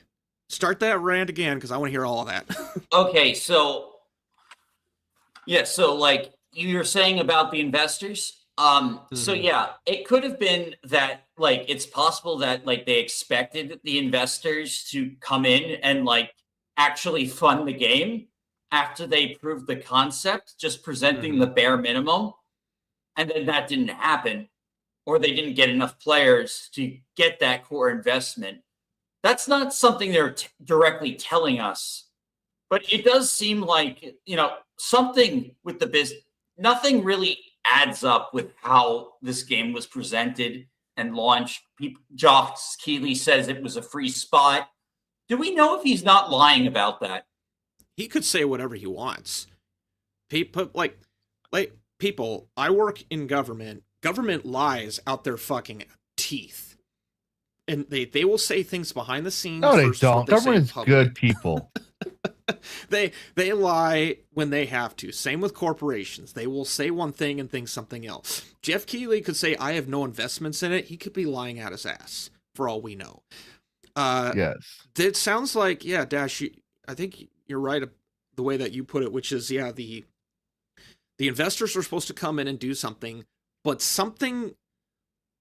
I wonder if there was supposed to be like a quid pro quo kind of thing. Like, okay, you've made this vertical slice of a game, put it out there, and if you get so many concurrent players over the course of 3 months, we'll then give you X funding so that you can expand and do DLC. X players never showed up, except for like 24 hours, and the executive said, all right, we're done. Pull it. Lay everybody off. We're moving on. Like, that step didn't happen. Such a brutal, like, genre of game. This live service is brutal. Like, you present a game, people buy stuff, and then they pull out, like, 2 weeks.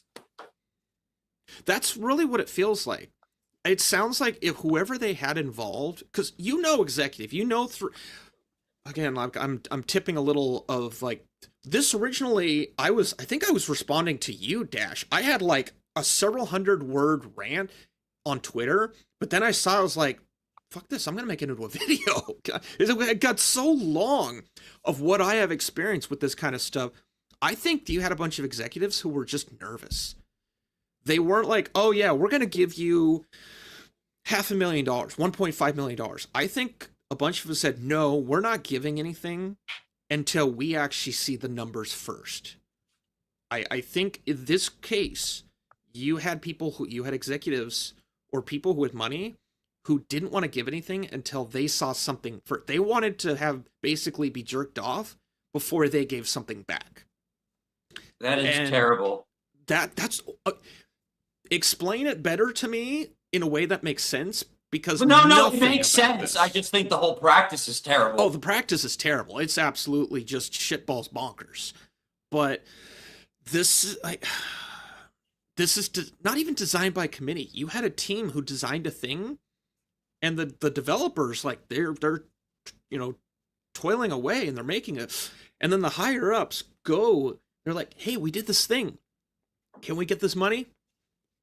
No, not until we see like 500,000, 250,000 player concurrent or more.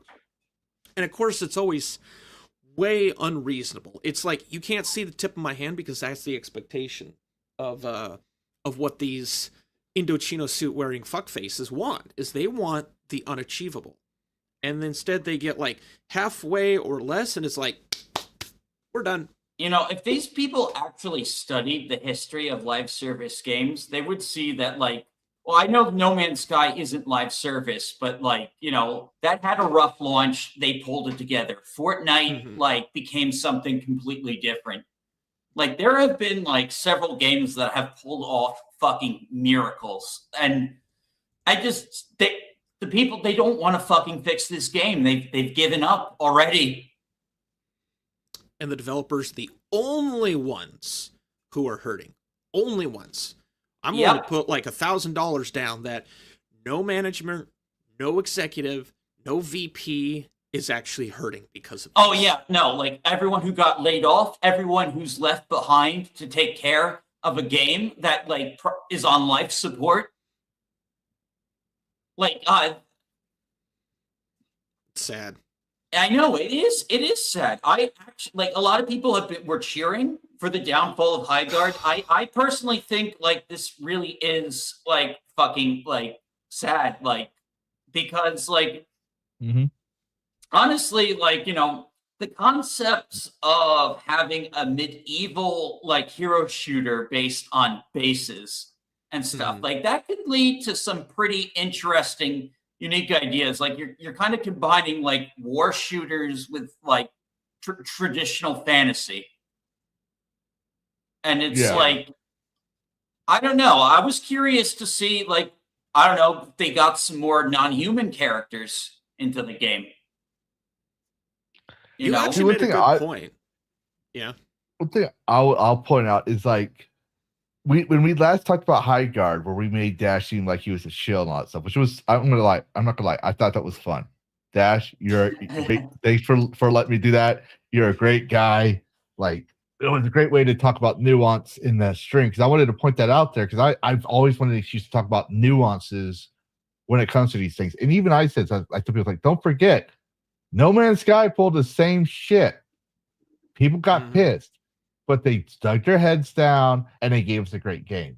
This could have had that same potential. The problem is, instead of taking accountability for their actions, they started blaming everyone else. Right after I said, at least they haven't done that yet. I know. And I thought, I was like, well, there goes that. They just lost the plot. There's no coming back. Well, now I just don't feel bad that person got fired because, like, if you can't even like acknowledge that this game could have been better, that this game like wasn't ready, then like you're just being like delusional. Like I'm here. I've played several matches. It's clear, like, they needed to make improvements. Like, they needed to, like, really, like, sell these fucking characters, and they didn't. I'm curious on something. That one dev that said that essentially was blaming gamer culture. There's two thought processes that enter my brain when I heard that. One, did he think of that excuse himself? Or themselves, herself, whoever it was? Or did a company email go out from a higher up who basically listed out of, well, because of the gamer culture and change, the corporate speak BS that shifts blame onto us, and this is why we have great regret that we have to lay you all off. Like market conditions. Market conditions. Like, was it one of those emails? And then this person read that and then echoed it and blamed us, essentially? Is that what it was? Or did they think of that organically on their own?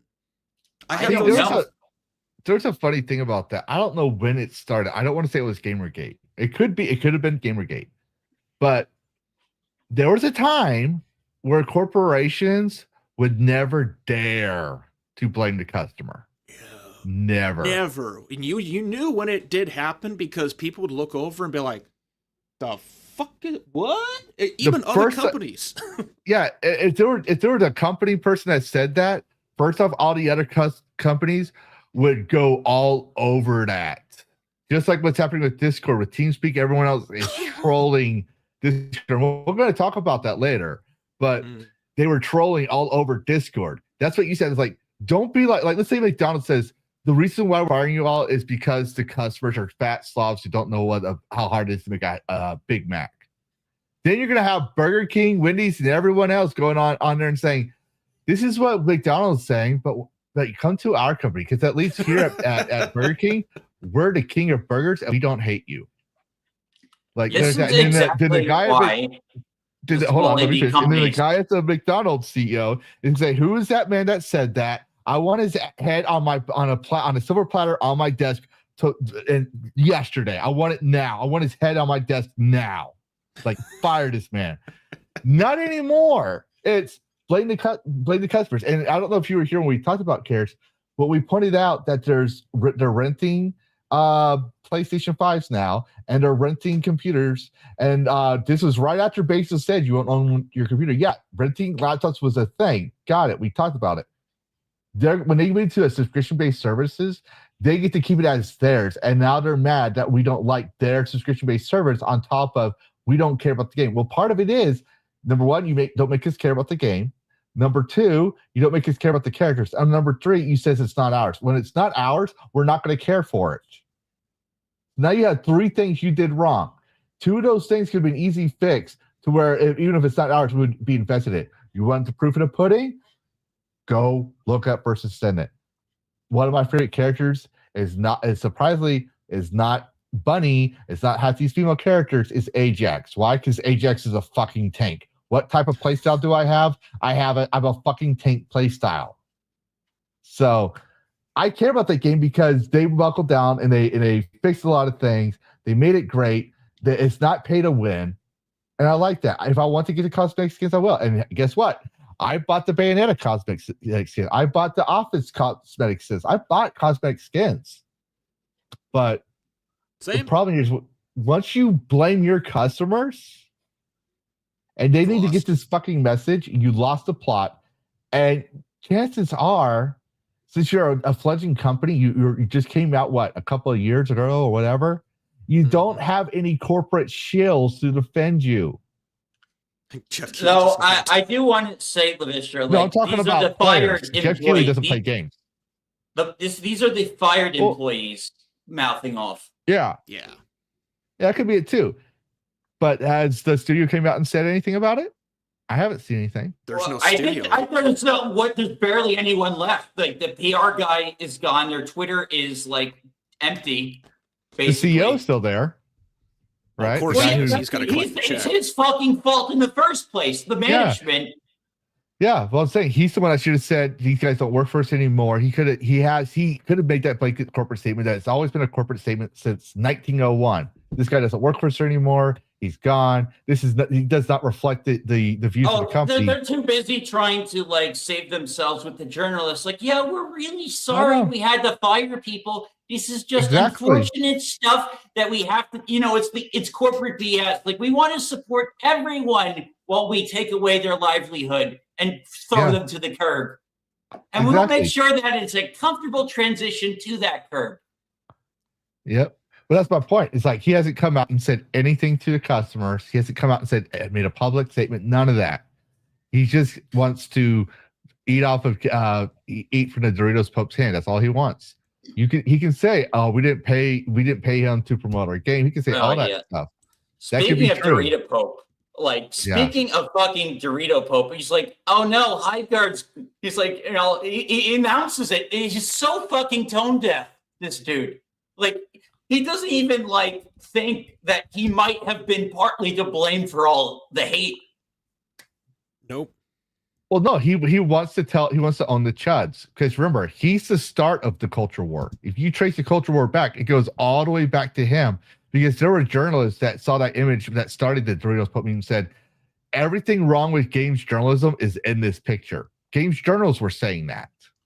Games journals were saying that. Pope. He will always be Saint Dorito, the Mountain Dew. He tried to set up the elite, the whole elitism with his Game Awards. That didn't work out.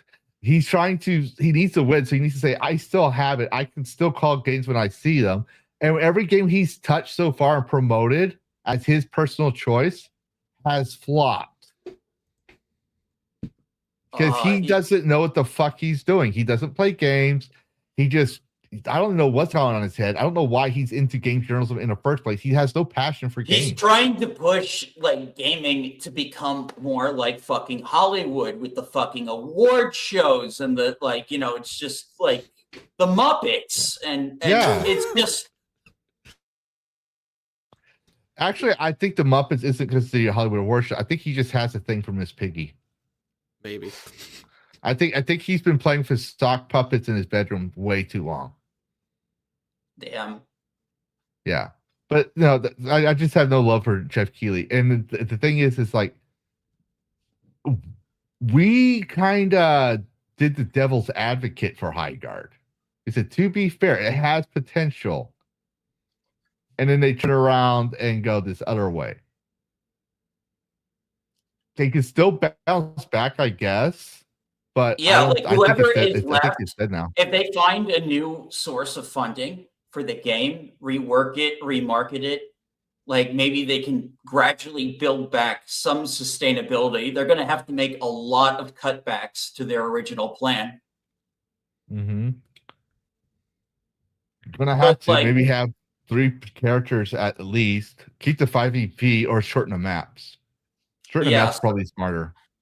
Yeah, so it'd be interesting how much of their roadmap they can actually fulfill, like this year, because they had the whole thing mapped out for the entire year. Like you get a new character every 2 months, like a new base in between. Mm-hmm. And no one knows if that's even going to happen. Yes. Well, since we talked about Highguard, and I think we covered Mewgenics decently. It was on the top of the charts. I didn't really want to do too much on that one.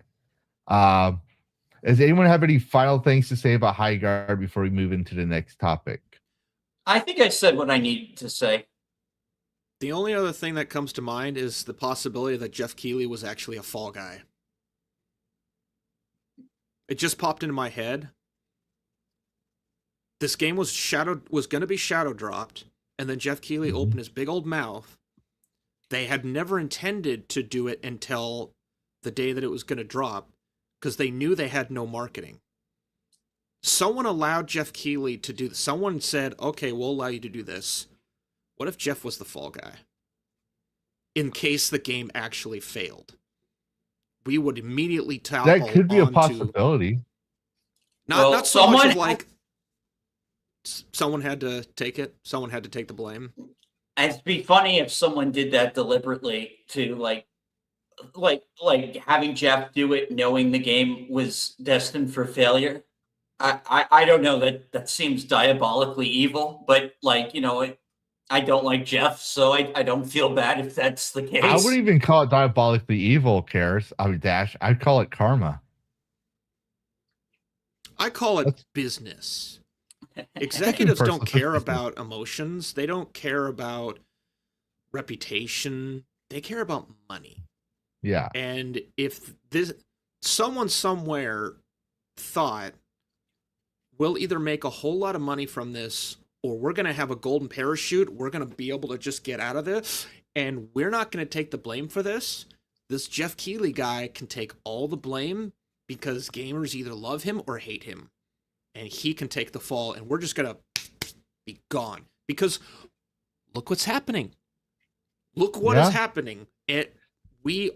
Jeff Keighley is in the comments. It's not like I think I asked the question maybe, or someone asked the question, who the fuck paid for this? Someone had to put money forward to this for a free-to-play game. No one knows. No one knows who the publisher is. Well, from my sources, and I'm using air quotes here, YouTube's so chill. For my sources, I found out that it's Doritos Mountain Dew.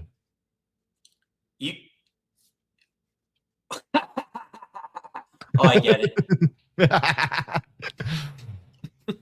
Cool. Maybe. But yeah, like I would not be surprised.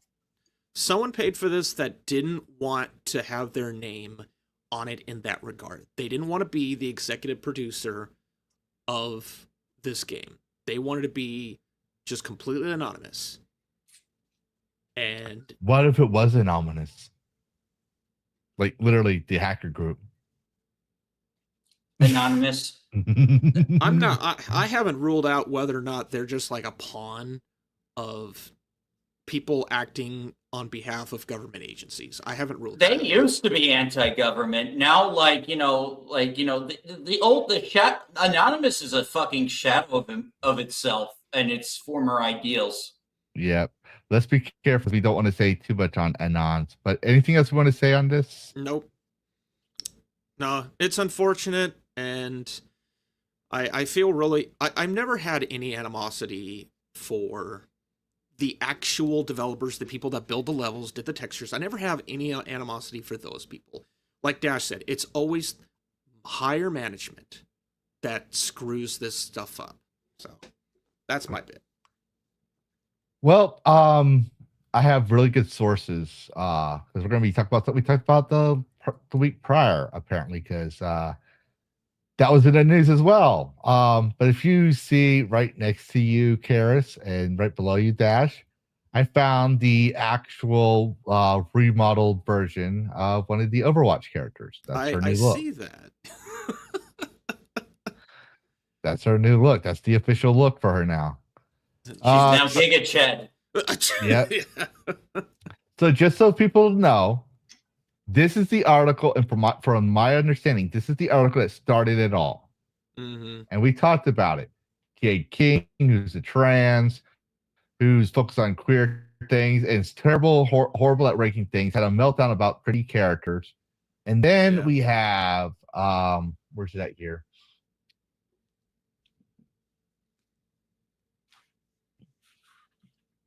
So don't have my glasses. This is from Batting and Comics. The right says to decide to do Hero and Rand after VA criticizes Blizzard for not challenging the beauty standards plaguing internet secondary media. Now, from what I understand, both sides of the aisle had a problem with her face because it was too kawaii or whatever. I don't see it as the baby face. Like the Chinese are actually the ones that are saying leave her the fuck alone because she's Chinese, if I understand correctly. And yeah, why would you change that? But yeah, so apparently they want to change that. But I mean, look, she does look fierce in her facial animations. I don't see nothing wrong. She's a cartoon character. She's a cartoon video game character. I don't see nothing wrong. But they would say they want to make her fierce because she doesn't look like her. That's her trailer version, I guess, or whatever. I don't know. But that's the voice actress. And from people say she's respectful with people who disagree. But I'm like, what's with the side shade head look? Like, so basically, I don't want to read this whole thing because we probably already saw videos of it. We already saw news of it. Overwatch bent the knee. And it's not the first time they've done that. Back when May, right? She's the Arctic girl. She's wearing thick jackets and everything else. She's the Arctic. People said she's supposed to be fat. Well, if she's fat, then her Arctic outfits would be even thicker because of her body weight too. Because Arctic. Yes, she looks like a fucking orb, but when she came out during her video, she's skinny. You're like, oh no, May is not supposed to be skinny. She's fat. That makes no sense. Have you been to the Arctic? Have you read about the Arctic? Have you seen pictures of the Arctic? Wait, isn't the Eskimo girl like an older character? May? I'm talking about May, the Chinese girl. She was also part of the Free Hong Kong meme. Ah. Oh. Yeah. Aren't we all? But you know, the most hilarious thing is that they tried to frame this as that they were listening to the fans when there were a bunch of people who were fine with the design and like thinking, hey, cool, Overwatch is taking a page out of Marvel Rivals and actually making some good material. Because let's be real, like Marvel Rivals saw the Overwatch porn and then decided we can do better. And then and then what did Overwatch and Blizzard say after they were losing their base to Marvel Rivals? What did they say? Go back to. We're going back to sexy characters. So they made sexy characters. And what did people like this? Oh, I don't think I have her picture here. I'm not gonna go. Don't want to. No, the voice actress. Yeah, like she's got the red contact eye lenses. Yeah, Maria, there she is. She's got the side shade hair and stuff like that. I'm gonna say this. To be fair, with people that disagreed with her, she was actually very respectful. I will say that. Okay. Cool, nice. But when you read how she's talking about it, she's the voice of the character. She wants the character to embody what she sees herself as. This fierce woman, this and that. So she wants Anran to feel the same. Not pretend to be Anran, who has a kawaii face, whatever you want to call it, and be like, okay, I can make her fierce even though she's kawaii. And she's Do you know how terrifying it's not that her is? character. It's not her the thing. character. It's not, but she wants it to be her character because she's the voice. That's her logic. Do you understand how terrifying it is? Let me use a different example. I was in the army, but obviously, it's an old Lavistro army story. We had a guy who was in supply. He was a supply NCO, and he was quiet, like very quiet, like very laid back, very chill. You could not make this guy mad. And then one day, some dumbass private goes in his supply room, fucks up his system by accident, and I was in the command room, which was a couple of rooms down, and these are concrete cylinder blocks, a wall. So the sound is we had the doors closed. The sound is soundproof, all that stuff. You can't hear beyond most rooms. Mm-hmm. At least where I was. And we hear this yelling like it was right inside the office. First sergeant pokes his head. I was like, who's yelling in here? And I was like, none of us are yelling, Top. He's like, who's that? Who? And we realized it was his supply NCO.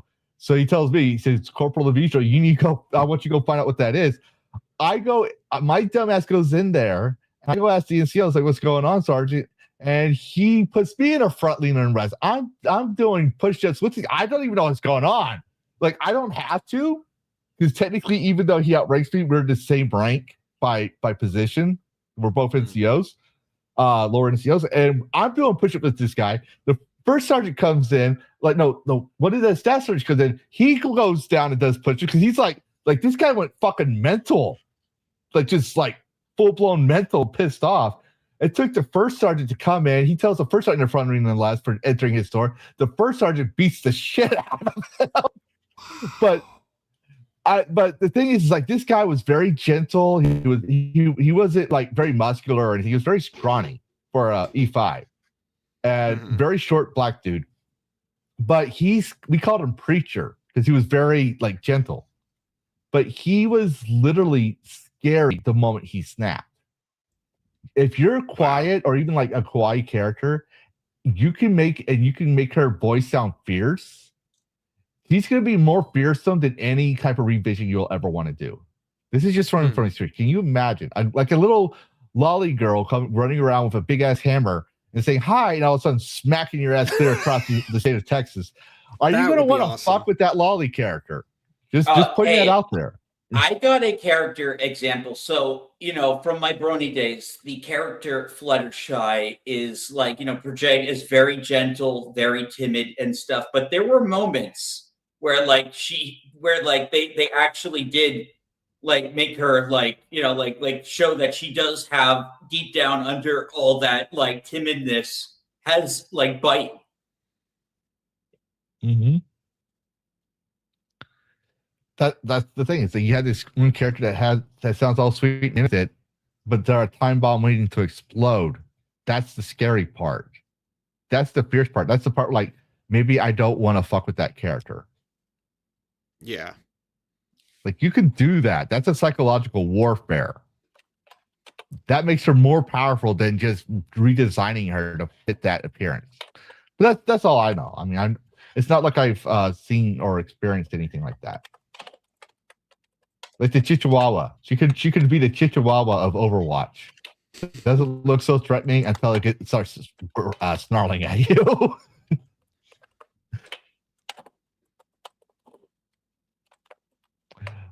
But anyways, that's what I had for that, and wanted to see y'all's takes on it because it was the talk of the week, and I'm kind of over Overwatch, honestly. Like it had its time when it first came out. I never really got into it. Neither did I. It looked like just a fancy kawaii version of Team Fortress 2 when it first was announced, and I was like.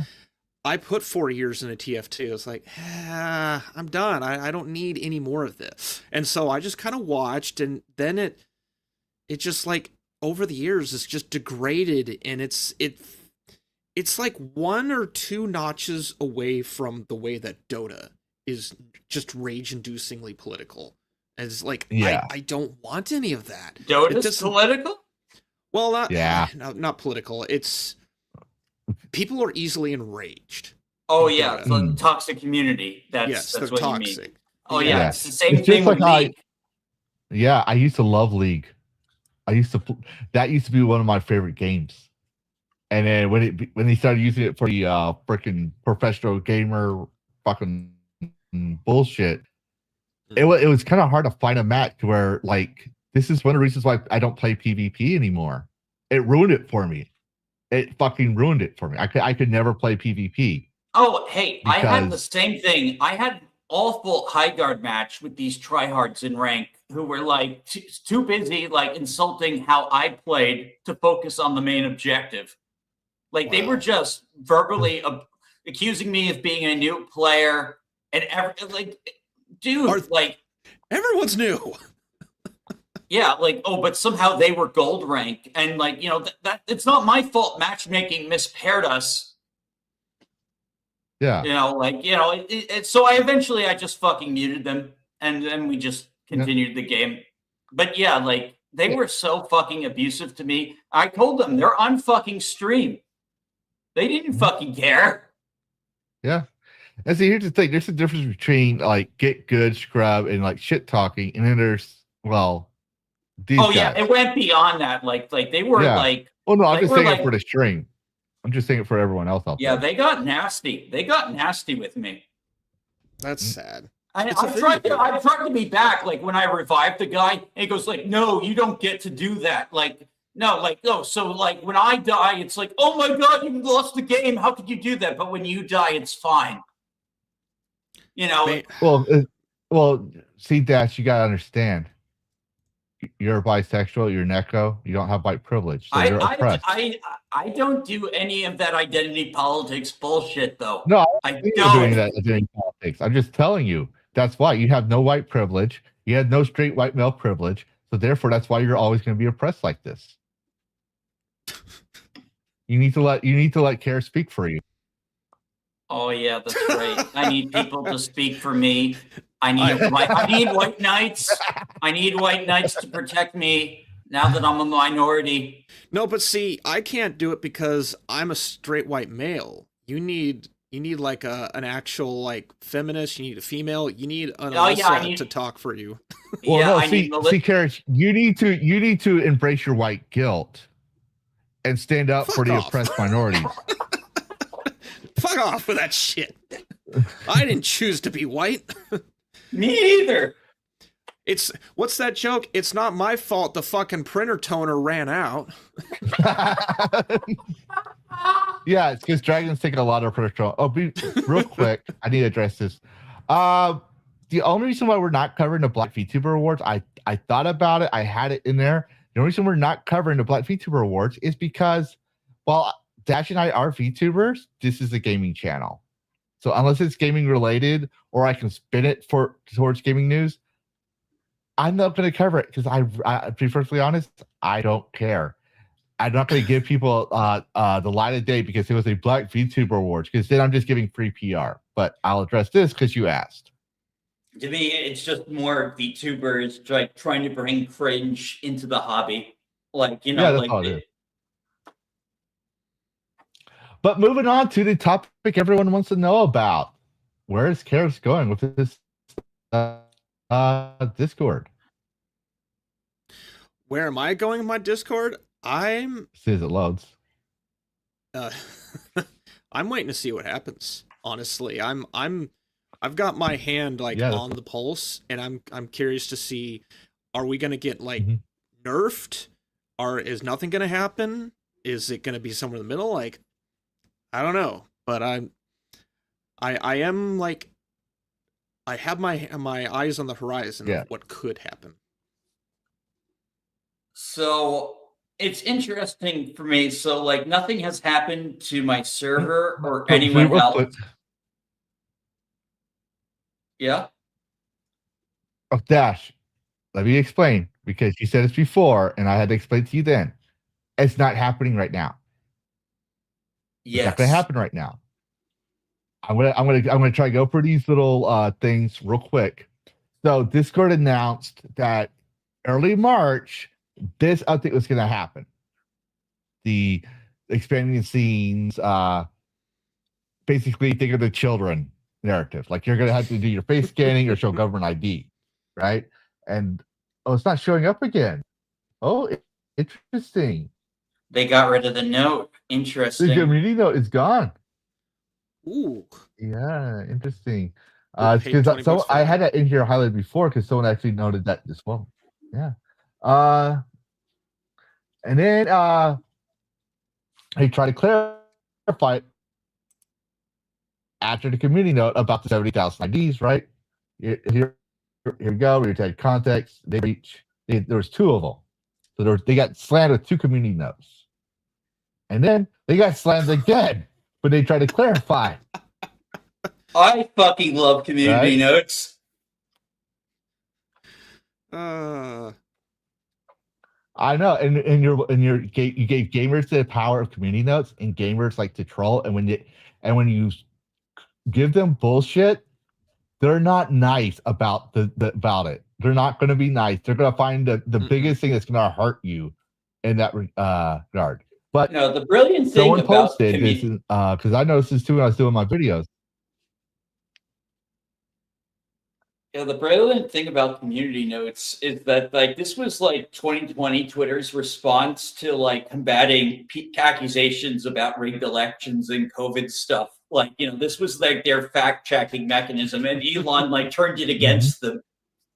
Yeah, it's glorious. Yep. But someone actually pointed out that the community notes disappeared a while back, and I never thought I'd say this, but remember we talked about Epstein Island? Yep. There's a reason why I brought that up. There's a little reason why I brought it up. Oh no, I'm sorry. This is PC Gamer. Actually, I went wrong one. PC Gamer talks about it, but it's close. The reason why I said that I got the wrong one is because it's where'd it go? We'll end up coming into it. Good. There's so many. I have so many Discord tabs. There's so many Discord tabs. I'm trying to brush this out here. I noticed the quality's getting better as you've been covering topics. Obviously, they had. Yeah, because I'm lowering it down. So I think I have way too many bookmarks from 5 years. Yeah. So, but it's interesting. PC Gamer's talking about PC Gamer's talking about Peter Thiel, the tech financer guy who funds Trump, like, you know, the gay guy everyone hates, like, you know, liberals do at least, but like this guy is like, you know, he funds basically Trump. Yeah. Yeah, but he was also on the Epstein Island list. Oh fuck! Is he now? This is the one I was trying to find. How is he in? Yes, this verification rolls out ties to. Because I asked Google, I was like, what's so big the issue about Peter Thiel? And I think someone even mentions it down here. Imagine I think somebody mentioned the Epstein files in charge of age verification. This is the guy who funded Hulk Hogan's lawsuit. Damn. But you know what? He's the reason Gawker is dead. Peter Thiel. Mm-hmm. But you know what's funny about all this? Is that people thought we'd forget about this little gem. So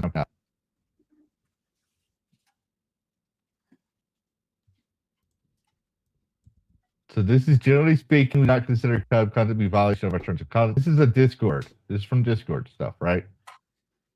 We do not consider Cub to be a violation of our terms or guidelines.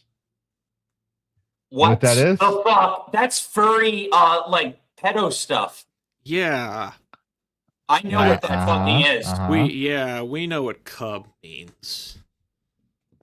Yes.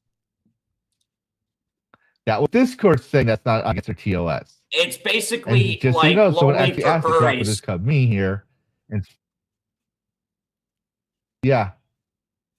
So It's like even Grok knows what that is. So this is for everyone who doesn't know. Now you know a little about furry things that you didn't know before. Oh, so does this mean Loli and Shota so is allowed? That going on? Does this mean Loli and Shota is allowed if Cub is allowed? No. Then that's hypocritical. Then No, not at all. Yep. I mean, I'm not defending either. Response But to all this. Yeah. Oh, I know what you're getting at. That's not it. Why did that keep popping up? This is. I need better glasses. Oh wow. What People what keep canceling the Nitro subscriptions to Rebella gets a. I'll let So people keep Lavistro canceling their finish. Nitro and people keep canceling their Nitro Discord subscriptions. I was one of them. I can keep going on here forever and ever and ever, but the point is that people are threatening to leave or looking for other alternatives as we speak. So now that I think I've covered I think I did a very good job covering the whole fiasco. I'm going to let the table speak before we talk into the alternatives. Okay, Karrus, what were you going to say? While Lavistro was talking, I pulled open the DOG search engine on the Epstein. Peter Thiel's not just in the files. He's fucking in the files. Phone calls, conversations. When do you want to meet on lunch? Let's go Friday. He's in. He met with Epstein. He's that. So he's part of Hitler's inner circle, so to speak. Holy Yes. fuck. He's not just in there by association. Like one of the previous weekends, I pulled up the top 50 CEOs and I just start searching. Tim Cook is in there, a handful of other people, but a lot of people that I found, they're in there because Epstein had net newsletters and they would list the name of the CEO. This is a keynote by this speaker, blah, blah, blah. It's like, okay, it's not important. Peter Thiel had lunch with Epstein. Holy fuck. Yeah. Yeah. It's going places, people. Yeah, so Epstein had things in all the politics, right, left, oh my fuck. It's scary how many people are connected to this fucking creep. I just thought back to what SkyTech's joking. Ban all video games. Ban all video games. Yeah, I know. Ban everyone. Arrest everyone for being a pedo at this point. Yep. But I'm gonna let this. I want to know. I don't know how deep people want to go with the Epstein thing. Yeah, we can read off it. Everyone's talking about it, though. I can't tell. Even during our Valentine's Day lunch with my family, somebody brought up Epstein. As far as Discord goes, yep. I'm still going to remain with what I made on my announcement, which is I'm looking into my alternative. Yeah. Well, we're going to get into that in a second, Karrus. Okay.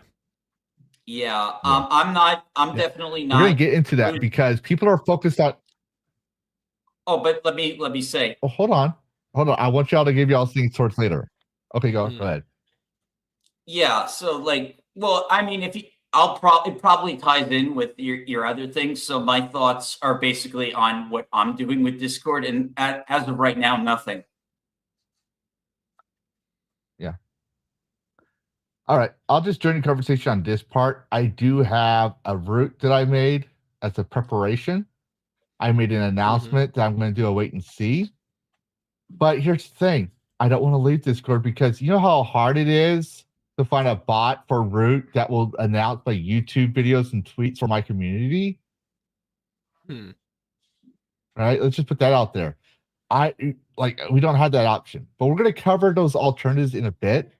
But I noticed that people are focused on the CEO being an Israeli, which I don't understand that context. I don't care. I don't think. You know how people are. It's just anti-Jew stuff. More anti-Jew stuff. I know. Oh, I know. But I'm just making a point here. I don't know what that has anything to do to the conversation. I don't understand. But I also was like, yes, the Epstein trial is a big deal.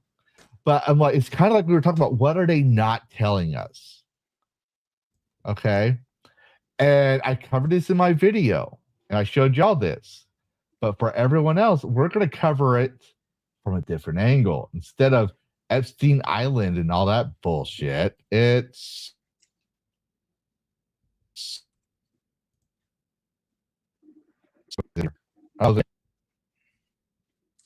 yes. Yes. Oh, the devil rightly spelled out. Fuck the users. Hello, shareholders.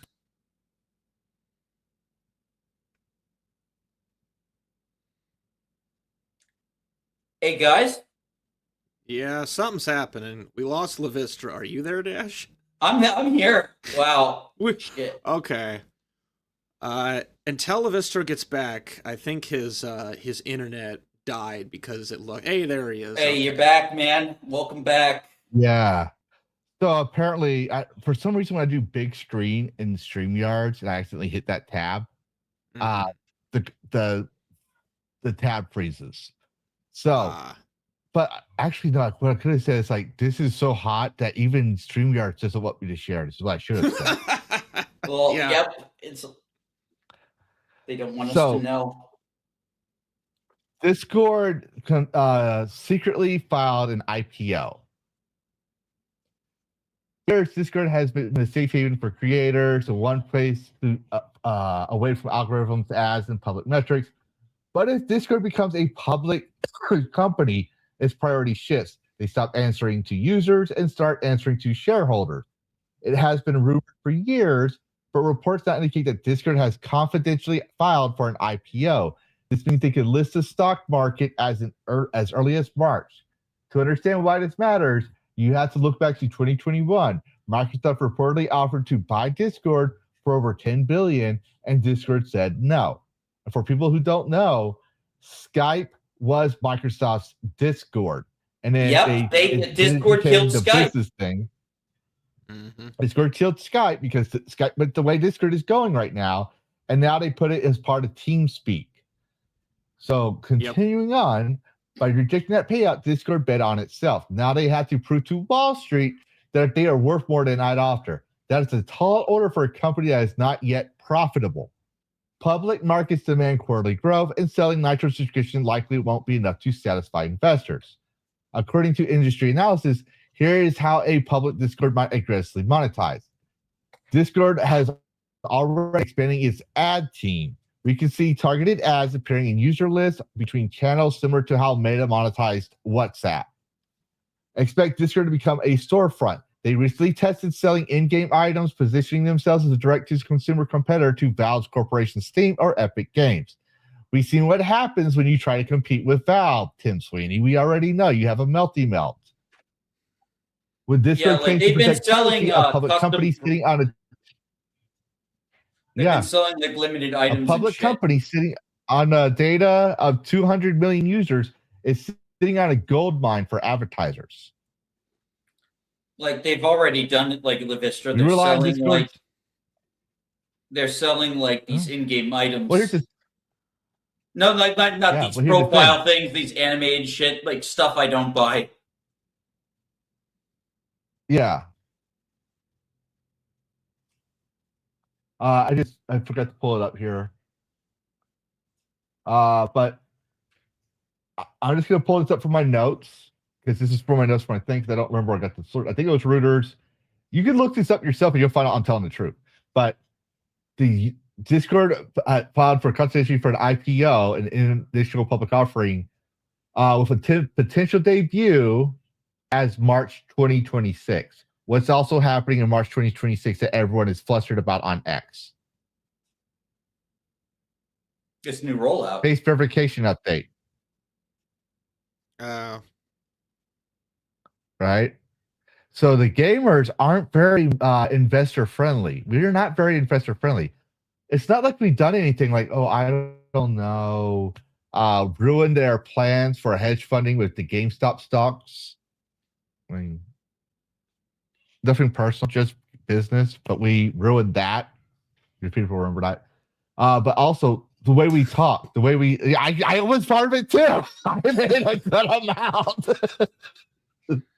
But that's not to say there isn't anything wrong with Discord, though. There is a lot of GROOMs that go on because it's so unfiltered and private. Like, there is a lot of like, people get their accounts stolen all the time. So many scams on Discord.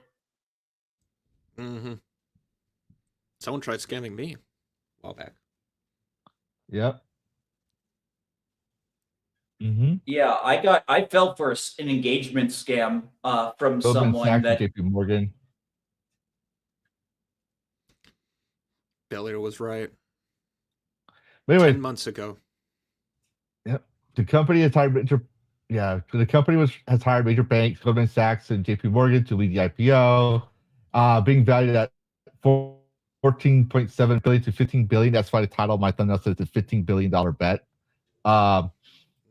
Yeah, they're trying to go public.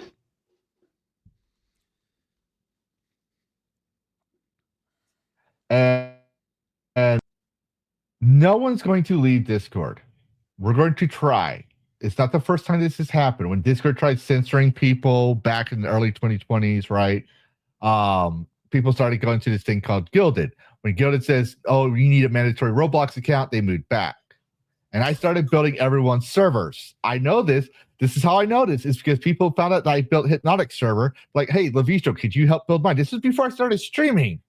Some I offered just for free because they were my friend. I was like, hey, I'll help you build your Discord. And, wait. Dude, you should help me finish my Discord. Maybe, I don't know. I think mine's pretty fun. Your Discord's pretty fine for what it's at. Like, for mine, like, I had too many channels, but that was, to be fair, that was my template to build the bigger channels Discords. Yeah. I've been meaning to have it. This Discord thing, I won't lie, gave me an excuse to condense a lot of it. Because people said, I made an announcement, tagged everyone, and they're going to main chat. What happened to this channel, that channel? What's happening? And then when I say it's because we potentially might leave Discord, I'm not sure yet. People go, where would we go? I don't know. I do have this other alternative in case I can't access because they say face recognition. I mean, I do have face recognition as a dragon, and they're not going to believe I'm legit because dragons don't exist or whatever. But so I'm saying they're doing this because of data. They want your data. They're taking advantage of laws. They're taking advantage of moral panics. They're taking advantage of everything so they can, because like I said, the actual thing is not going to be enough. But the data they have on you, they know they have access to your DMs. They have access to your NSFW channels. They have access to everything you said to the Me6 AI bot on a separate channel. They have access to whatever you say in a video chat. They have access to everything. It's their server, right? They have access to all that. That's data that they can sell you. That's data where they can sell advertise, like, this is what this person watches, and they'll advertise that because they'll know you'll click it, which I never clicked anything they send me. My memes. Yeah, exactly. So that's literally what's happening. And the thing is, it's like the face recognition system that they've been doing. I showed the UK one. Here's another one. They said they fixed it. Fixed. They said they fixed the facial recognition system.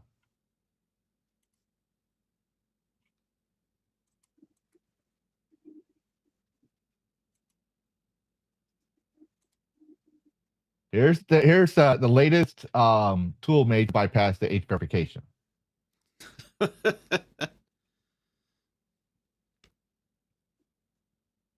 Yep.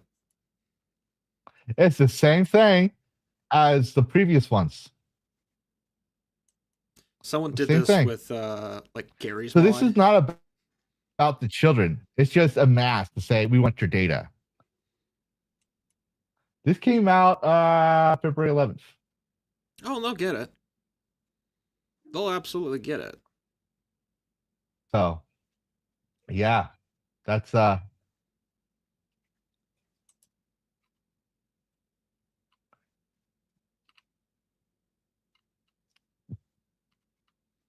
Yeah, so it's just funny. there's that. And before we go into the alternatives, I'm going to say that because I mentioned Pickaxe is doing this. I showed how YouTube was selling kids data. The YouTube Kids app was selling data, right? And then there's Pickaxe Social doing this thing as well. Oh, good night, Lord Dragneel. You have a good night. But well, before we go into the alternatives, the last thing I want to point out here is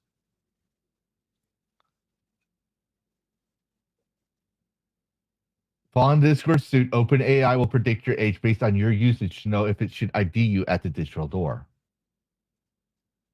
OpenAI is going to do the same thing Discord is doing.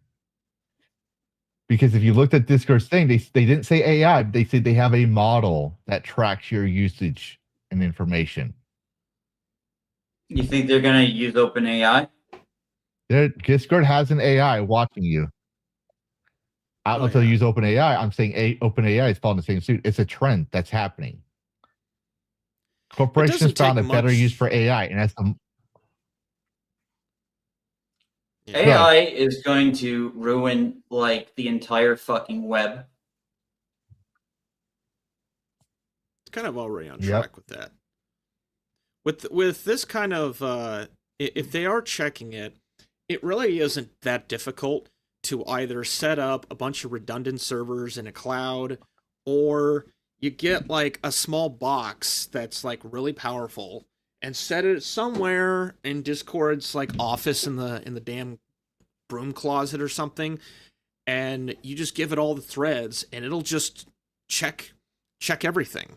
You tell it what to do, it can check everything, and it'll start building profiles.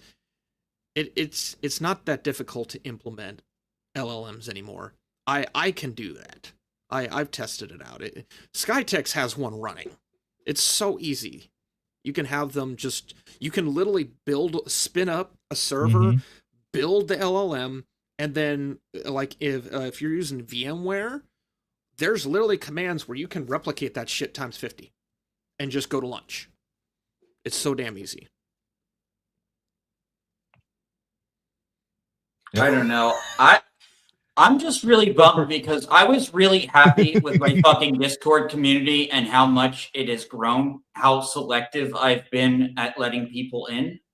You know, it's just I hate, you know, like I was, you know, I'm just, it's just disappointing, like, you know, because, you know, people were actually like taking part in posting memes in it now. Like Karrus, I believe you're in it. Yeah, You know, I've seen some of them. Some of we've gotten to the point where we're very, like you put, we're very selective of who we let in, because we've seen the failures of other people. We've seen what has happened. Like you mentioned, you got scammed. Someone who I actually once gamed with like 4 years ago tried to get me to download a game, but I sniffed out what they were doing and I blocked them and made an announcement. It's like, we're pretty good, but that's not enough anymore. Now, literally, the fucking infrastructure is coming in and going, and this is mine. It's like, well, fuck my goldfish then, I guess. Eventually, the consumers are going to snap. Now, here's one thing I'm going to say. I'm tired of the Senate, the Congress, the FTC, and the FCC, four organization government entities right there that are meant to protect customer rights and stuff like that, not intervening and sitting down with AI and these companies be like, no, you can't be doing this. This is clearly invasion of privacy. Because they're all run by fucking dinosaurs. Yeah, but here's the thing. When I grew up in school, I don't know about you guys, but when I was in school, when I was in fourth grade, my fourth grade civics teacher taught me that the Constitution holds everyone accountable. The private citizen, the public citizen, the corporation, the small mom and pop stores, the government, the senators, the presidents, everyone, because it is the rule of law. It is basically the foundation of law in our country. You go Google, can corporations be held accountable under the Constitution? The AI, in regards to Grok, ChatGPT, or Google AI, it's going to tell you, no, the corporations are not held accountable under the Constitution. But until you clarify, say, well, what about this law, and this law? yes, they're accountable to this U.S. law. Okay, isn't it true that U.S. laws are based on the Constitution? Because if it's unconstitutional, the judges will throw it out. Yes. So therefore, laws can only be made under the Constitution. So therefore, these companies are basically responsible under the Constitution. Governments, businesses are not responsible under the Constitution. Like, you just agreed with me everything else. So you can see the corporate play right there. They're trying to train you to think. Now, I'm no lawyer, but I'm just telling, I'm no lawyer. I could be wrong. I could be dead wrong. But I'm telling you what my 4th grade civics teacher taught me. I'm telling you what I was taught in college. I'm telling you what I know as a soldier in the United States Army who swore to uphold and defend the Constitution from enemies, foreign and domestic. I'm just telling you my knowledge of Americanism and American culture. Americanism means, or an Americanist means, is of someone who studies American culture and the Constitution. I do that as a hobby. I used to be on the Foreign Legions. Not Foreign Legions. The American Legion's Americanist board, meaning I would go to school as a guest speaker, the veteran with the funny hat and all that stuff, teaching kids about what America is. I would go to. It means I was something that the schools would consider an expert, and I was considered by my garrison commander of the American Legion to go out there and do that stuff. That was a hobby I did just because I had passion for it. So somewhere along the line, there's something not adding up. I'm not a lawyer, but you know what, Congress? If you're saying that a business can't be held liable, I'm going to turn my company, I'm going to turn my Lavistro brand into a corporation, and therefore I cannot be held liable for anything under the Constitution. File S corp. Yeah, I'm just going to say. But that being said, I think we've beaten that over the head. I think we're all going to do a wait and see approach. But here's 5 alternatives you can download right now. And here's something that's curious. This is why I put Gabe's picture on the thing. People are starting to talk about Gabe and Discord right now. Yes. So with Discord implementing age verification, blah, blah, blah. Everyone's talking about it. But the first thing they've mentioned here for Niche Gamer is Steam Chat. Now, when I thought about it, Steam Chat is horrible, but they had similar features to Discord. If they fixed it, if they just fixed that part up, and even make it as a separate app as well, right? Just fix it up or a separate app. Gamers will stick with Valve. Gamers will go to Valve if we can have our things and letting people to let us know where, because you can stream the games you're playing on Steam. You could, if I could get have a notification going out saying I'm live at this time on Steam, all these other platforms. If I can have a community with forums that has a text forums and voice channels like this, all that stuff, like Discord, but in Steam, I guarantee you this will be the mass exodus because people want their one-stop shop. Now I could be wrong. I'm gonna let y'all tell me y'all's things in that one.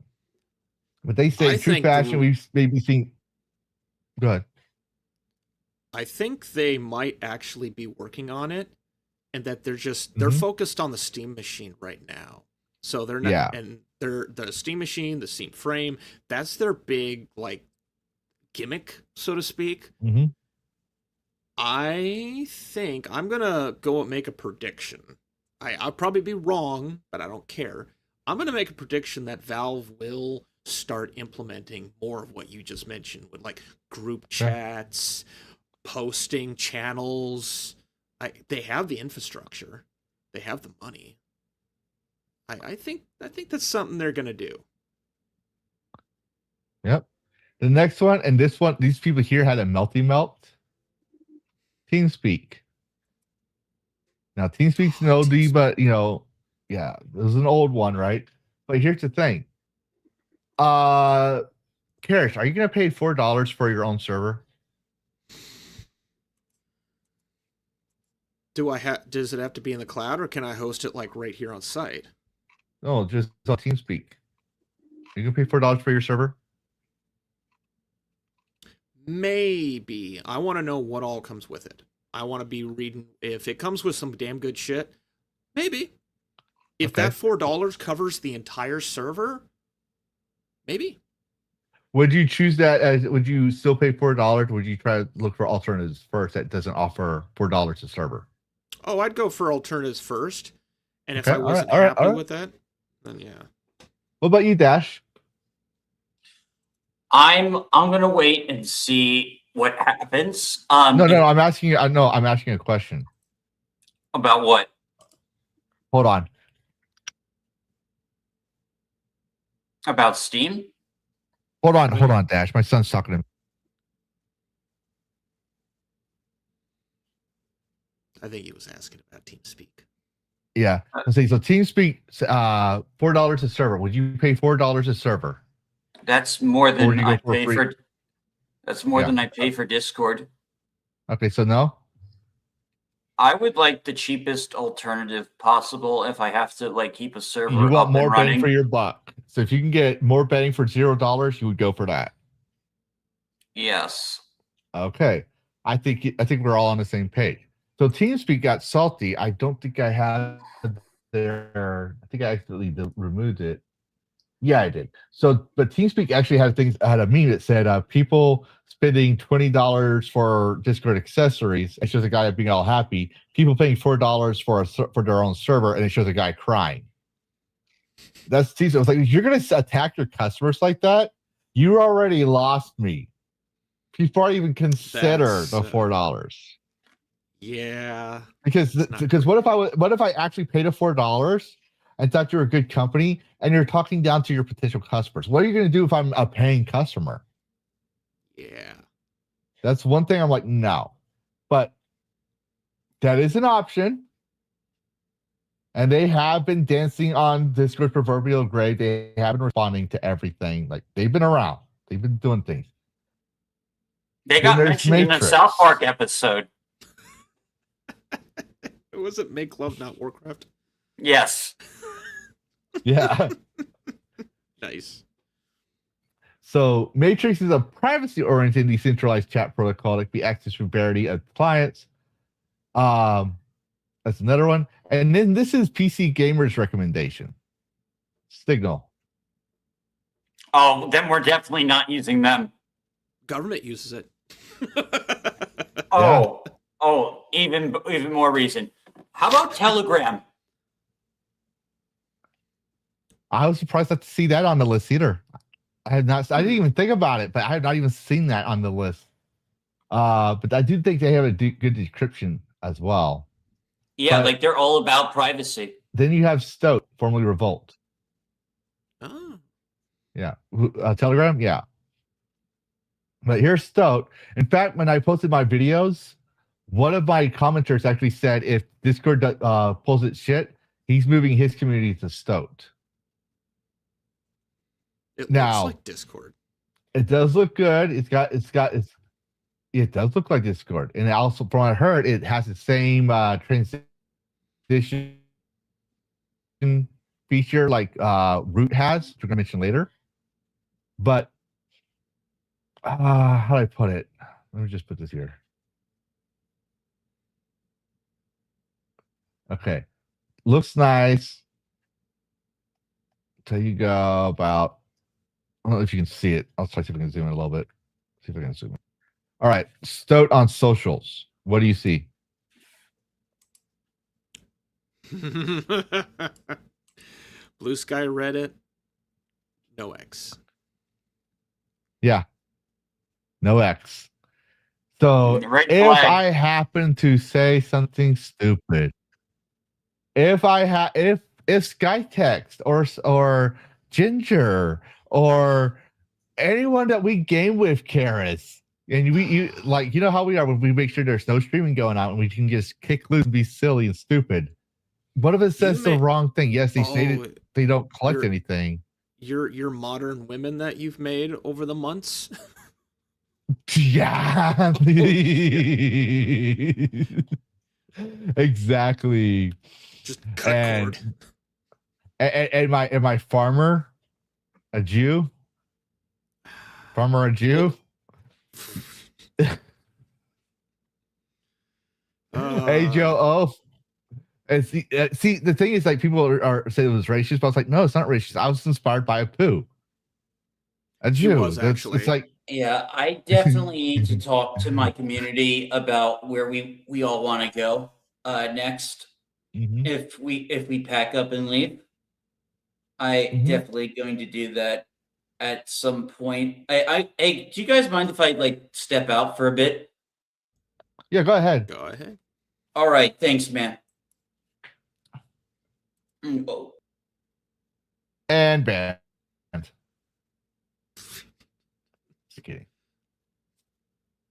But then there's this one's been talked about on TikTok and X a lot. I've been keeping thumbs on everything. So you can get my cookies. But this one also looks like Discord.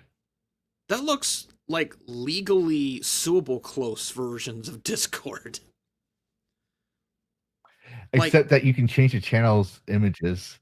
Look at that. This looks like when I see it, it reminds me of Discord met Gilded, stayed at a CD hotel and had a baby.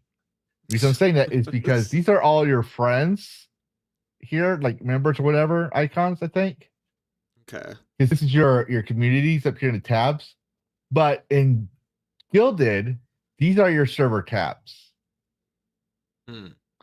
But it looks like Discord. You can have roles, you can have all these things. This was the first because Sonya has one, and she brought me into it.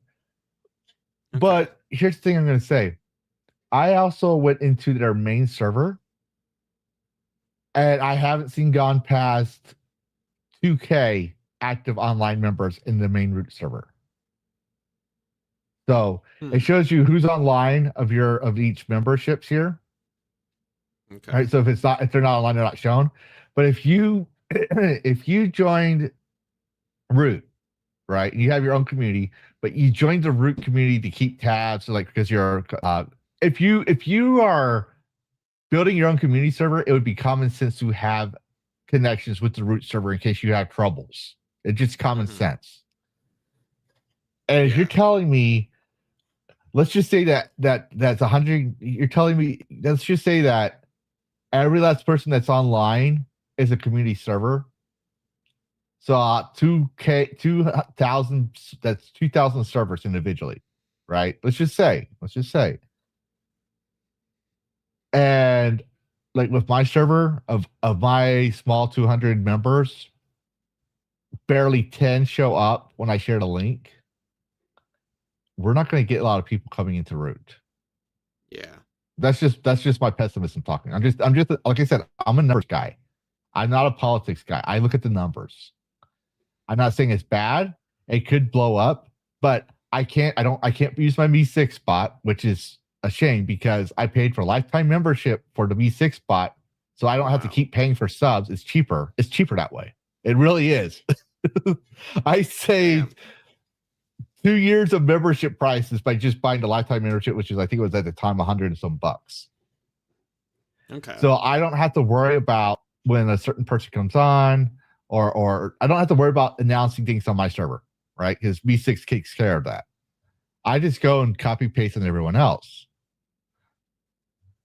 And yes, Guy Tix, I don't think you'll survive either. You got a weak heart. But they got some nice features, but they're on X. They got Blue Sky, they got X, and they got LinkedIn, which is smart. You're a professional. You're calling yourself a professional business. You're going to have LinkedIn because that's your technical business social. You have X. That's smart because X is trendy. It's fun. It's everything else. You got Blue Sky because you got your Blue Sky exclusives, that want to deny that X is good. Here's what I think is going to happen. People are trying to make Blue Sky a thing still. I still think it's a dead internet thing. But I'm wondering, because I see Blue Sky and X, I'm wondering if it's going to end up being like the Gen console wars. PlayStation versus Xbox, Nintendo versus Sega. Like, that type of thing. So at least when they had the Blue Sky, they're like, I'm not going to have a Blue Sky, and it's not because of politics. It's just because it's not really trendy for me to go there, and I'm more comfortable with X. But that's the example shows to why most people probably won't leave Discord. Yeah, it's an interesting psychology thing and a convenience factor. Discord has not really allowed. It has become this meeting ground, this place where people meet up. Hey, welcome back, Dash. No, I just phoned back in because I don't know if he's back yet. But it's my camera. Yeah, my camera's like all kinds of like messed up. But it's become like part of the human psyche. And to force everyone to move over is not going to be, well, even like 30% of people. It's not going to be easy. My chair keeps rolling because I'm on a decline, so that's why I'm like fidgeting. I'm not bored. It's just like, why the fuck is my chair moving? But yeah, it's going to take something really significant to convince people to even start. Like those of us that, like you say, we look at the numbers, we see the nonsense, the bullshit, and we're like, okay, what's the alternative? The average person doesn't give a fuck. They just want what they want. They just want to go on. They want what's easy. They want their McDonald's, or their Burger King. They're not gonna care about, oh, you got ads? Well, it's not my problem. Like, oh, the government's got everything. I was like, yeah, same here. I'm like fucking PIV card, TSA. You know, government knows where I am probably at all fucking times. That's not the point. I don't want advertisers bothering me when I'm enjoying my games. I don't want them. I don't want to be in the middle of talking with Skytex or you or someone and then suddenly Raid Shadow Legends. Like, I don't want that shit playing. Oh yeah, that reminds me. This I have to do this. I'm sorry. That reminds me. I'm horrible at this. This video is responsible in part by John Della Rose. Buy my book. Buy my book. Buy my book. Buy my book. Buy my book. Buy the book. No, don't. So I had to do that. Oh, go ahead. But yes, that is the conundrum that we are facing is, can you convince people to use their decision making to actually say, no, I'm done with this? Like, what is going to be enough? People will put up with a lot of uncomfortabilities. The average person, like those of us that we don't like change, we're going to be the ones to say, fuck this, I'm out of here. But those who are used to putting up with something uncomfortable over and over, we're used to letting, well, not we, but they are used to letting the walls close in. It's going to take something really significant, such as coolness factor. It's going to take Gen Alpha and Gen Z. I hate to say it, but it's just like when we were millennials. What made MySpace popular? Millennials. What made Facebook popular? Millennials. Now we're becoming Gen Xers, and the Gen Zers and Gen Alphas are the coolness factors. Once they consider, I said it in my video, once they consider Discord being creepy, they'll go somewhere else.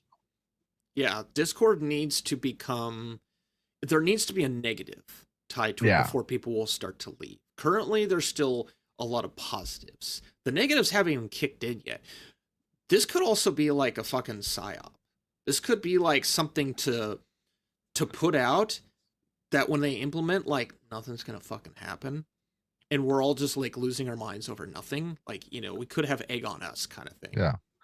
I think the only thing I think, and it's like people are focusing on the Epstein Isles thing. They're focused too much on one stick of the children. I'm like, you're talking about a corporation. This is, look, I understand there's people on the list, but you're not going to convince a guy that doesn't believe in secret shadow governments that there's a big conspiracy cabal here. I've never been that kind of guy. Trust me, my mom has tried to convince me of that. My mom has tried. I grew up with, my dad was more reasonable and grounded. My mom was the one that's always believed in every shit. She believed in the satanic panic, that there was a secret cabal underground of the military, like sacrificing children type thing. She believed in all that. So you can imagine, when I say I was literally Sheldon and young Sheldon, I'm talking about my parents. My dad easygoing, didn't put up with no nonsense. My mom panics whenever she saw D&D or whatever. Like, she was always panicking. It was ungodly. I cast magic missile. But I forget what I was going to say. Anyways, corporations, however, they want your money. Yeah, that's and it. if they can't have your money, there's a reason why we make jokes about corporate slaves. There's a reason for that. So they can't sell you as property, but they can sell your digital data, because no one wants to come out and say that digital IDs and digital privacy actually is part of the Constitution, even though we've actually had that conversation. It's not being enforced by a bunch of old fogies. And this is why I don't vote anymore, because everyone gives me the same old fogey that's been around since I was shitting my diapers fresh out of my shell. I'm just gonna put that out there. And yes, I put the emphasis on my anger on that one, just to prove a point. They want to sell your data, and they're sitting on a shitload of it. Yeah. That's why I don't think the nitro is gonna hurt them in the long run, or like right instantly off the bat. It's gonna take a huge scandal. Like, if you're a parent, watch them sell your kids' data and do what parents did to YouTube and file a class action lawsuit. Because once YouTube and Google got exposed for selling people's data, that they had to pay a fine to the federal government and the state of New York, the parents got so livid. They filed a lawsuit. I covered it last fall, and it just got settled in January. Wow. Yeah. So what do you think happened after that? But anyways, I don't think anyone's going to leave Discord. I make plans because I'm always a planning guy, but I would be wait and see. But to be perfectly honest, when it does hit, it's like it says I have to do facial ID scan or whatever. I'm not going to know what to do. And I think that's what everyone. I think it's another reason why people aren't going to do a mass exit. They want to 10,000, like what, over 10,000% alternate searches. Scout got 9,000% users registered in this just in the past few weeks. Like I covered the numbers on this. There's people wanting to make that move, but they don't know. They're going everywhere. They don't know where to go. Yeah, and it's going to take someone like, well, just top of my head, Markiplier. If he has, I don't know if he has Discord, but let's say Markiplier, Geeks and Gamers, the Giants. Once they come out and say, we're moving to this platform, all their little sub-tier platforms will go through. Yep. Because Sonya got to root. I went to root because Sonya was there. Yeah, yep. We're about to wrap it up. I believe we're wrapping it up. But I don't think that's because I think like what I'm trying to say, and I think we're all saying is we're all doing wait and see. But I don't think we're going to see a mass exodus like people are predicting. Call me a pessimistic, whatever. Call me whatever. Call me a shill, whatever. I don't care. Certainly not right. We're not going to see a mass exodus right away. But I will say, if Steam gets off their ass, I think we'll see something. That would just be funny. That'd be hilarious. But anything's. I like Hataru. The street lights are on. It's time to come home. But anyways, that being said, final thoughts before we move into the final topic. It's the actual final topic. It's rage. It's all this fake rage, fake drama. Yeah, fake drama. But Dash, you have anything final to say about Discord? No, just that I'm already going to be talking with my my groups, find out what everyone is doing. So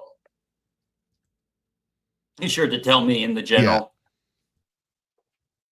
Yeah. All right. So I think we've covered everything. We left nothing to chance. And this is that time of day, that time of night, that time of year where we find interesting games that we would love our significant others and partners to give us as Valentine's Day gifts that we recommend to other gamers. They can share their whys saying, hey, you know what? You got a credit card, you got a debit card, whatever. Go to Steam and buy this game we find interesting. So, Dash, what did you find interesting? So yeah, my I found there's a new Warhammer isometric RPG coming out from the same people that made Rogue Trader. Nice. Yep, we're going to pulling it up right now. Yeah, so it's called Dark. It's called Dark Heresy. You play as a Inquisitor. Oh, do you have it up? Oh, do you have it? Yeah, I can. Do you have it? No, I have Fatekeeper. I have mine up. Yeah. So yeah.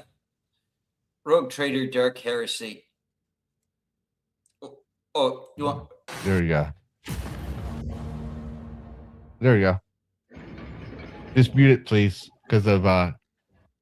What's interesting about this game is that, like, you actually get to control like Xenos who are actually working for the Inquisitor. I don't know why, because you know how like the Empire is about aliens and stuff.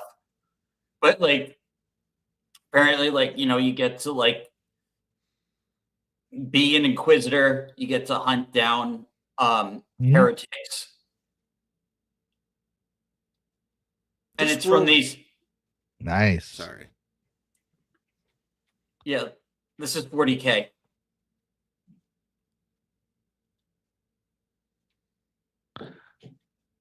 Yeah, so I'm thinking of a different game then, because I thought that was out already.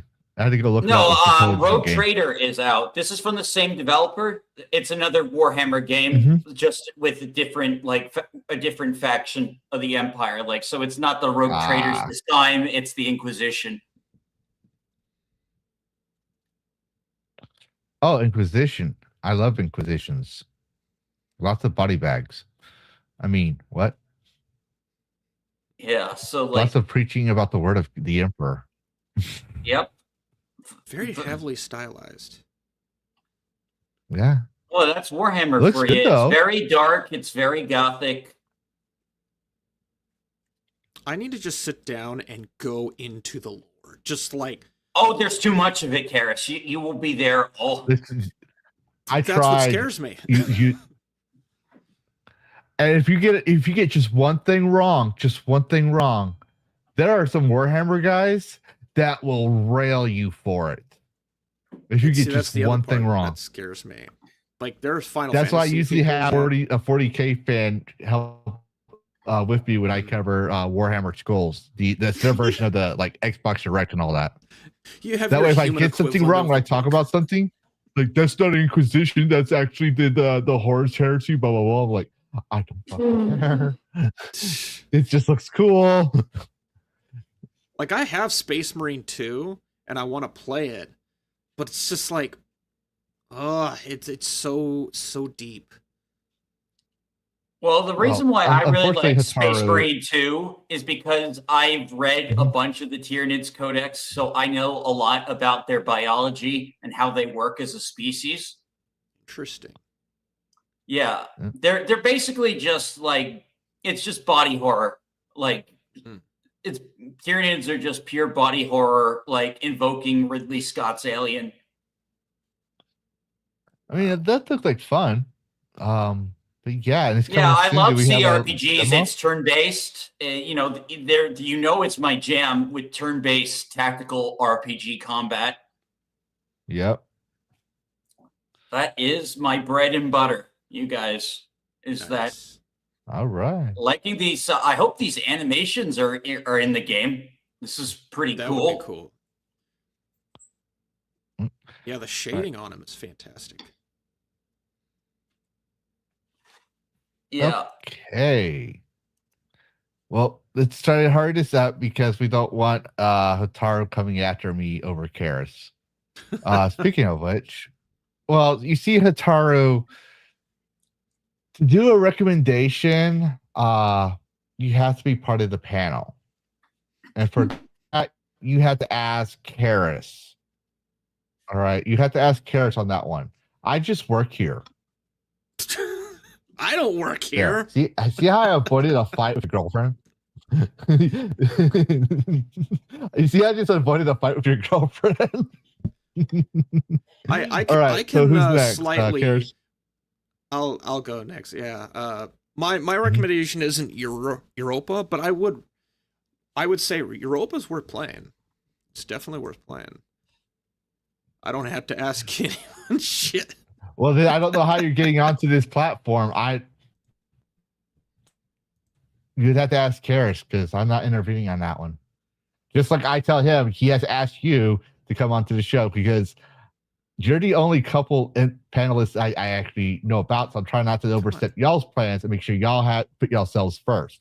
So you have to ask your boyfriend if you can go onto his panel. Well, she's got to get her computer set up first. I've got to get my computer. Oh yeah, what is she, Amish? How can she recommend anything if she doesn't have a computer to recommend video games? The fuck is this bullshit? Get the fuck out of here. Okay. All right. I saw the extra screen show up, and I actually had a cold sweat go down my neck thinking that was Otaro. I was like, oh shit. So this I went too far. Karrus gave her the link. This is Restory Chill Electronics Repairs, and I'm Oh, not. I heard about this one. Yeah, I've had this odd fondness for little games that have you repair stuff, like PC Builder Simulator. But this one, oh, this is adorable. Yeah, it looks really fun. It's definitely a cozy game. But if you look, it's got some real interesting retro relics that it has you just full on Tamagotchi and Atari. God, I wish I had a shop like this to bring my Xbox controller to. Oh, PlayStation. Yeah. PSP. Your generic PSP. Like lots of no, stuff. see, it's not PSP, it's PvP. See? No, PMP. It's a PMP. Yeah. It's a pimp. PMP. It's a pimp. But yeah, you get your orders, you have to order your parts. But it's mostly the style, and if you go watch the actual video, like it's got some really cozy music. Oh, Karrus, this reminds me. Did you actually start Archive 81 yet? No, I have it on my list. There's a lot I haven't actually. I know, because this has reminded me of Archive 81 with how he'll like repair the footage and shit. Like, oh yeah, that's really cool. It is cute game. Yeah, definitely a cozy game for sure, but one with a little bit of a dork side to it. Here's the best part, people. The playtest is already out. You can, like, I'm part of it. I actually need to play it and get some footage, but you can request to be part of. I don't remember if this one lets you join right away. Some of them that you can just join, like the developer opens it up. Some of them you have to like get permission. But go to this. I'll actually put it in the chat and obviously the Discord. But you might be able to get the playtest right away. So that could be a benefit. It's like essentially like a demo. But yep, that's my recommendation.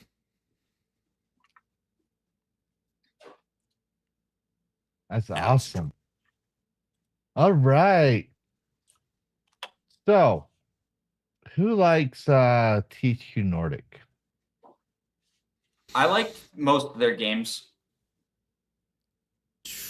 They did some old stuff. They made, for those who don't know, is Destroy All Humans. Okay, yeah.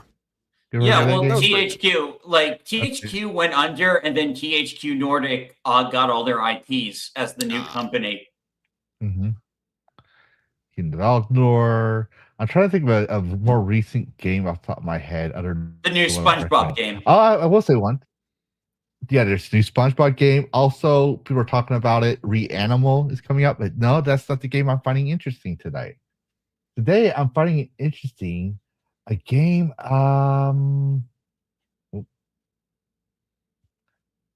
It would help if I show it. Fate Keeper. Fate Keeper. Yeah. Venture to a handcrafted world where ruins whisper of past. Well, we'll just show you. Oh wait, I think this was shown like, at the game. Isn't my this RPGs. like the Oblivion Souls? Basically, the Elder Souls. Elder Souls. No, that was Wayward Realms, I believe. I don't think this is the same one. I could be wrong. I checked my list. I did not see this as crossed out as games I've shown already. So I would have showcased this game already, I believe. In that case, I think, but I like the detail and some of the design of the outfits and the characters.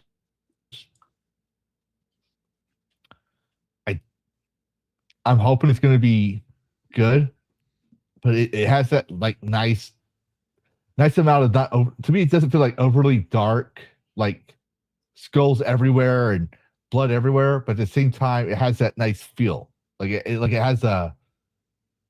I don't know how to describe it. Like it's very balanced Between combat light looks and nice and dark clean. fantasy aesthetics. Got that Skyrim ragdoll feel. Okay, gameplay footage, very nice. So But I saw- also, like, one thing that I found that was cool that I like is, yeah, very nice and stunning. I won't lie. Got some puzzles. Because when I saw this part, the puzzle here, it made me think of the Dragon Claw from Skyrim, the puzzle doors. So yeah, this is definitely a Elder And Scrolls obviously, like. their, I guess, version of Dragon. That is a sick bug. That's a dragon that fucked a scorpion and gave birth to a centipede.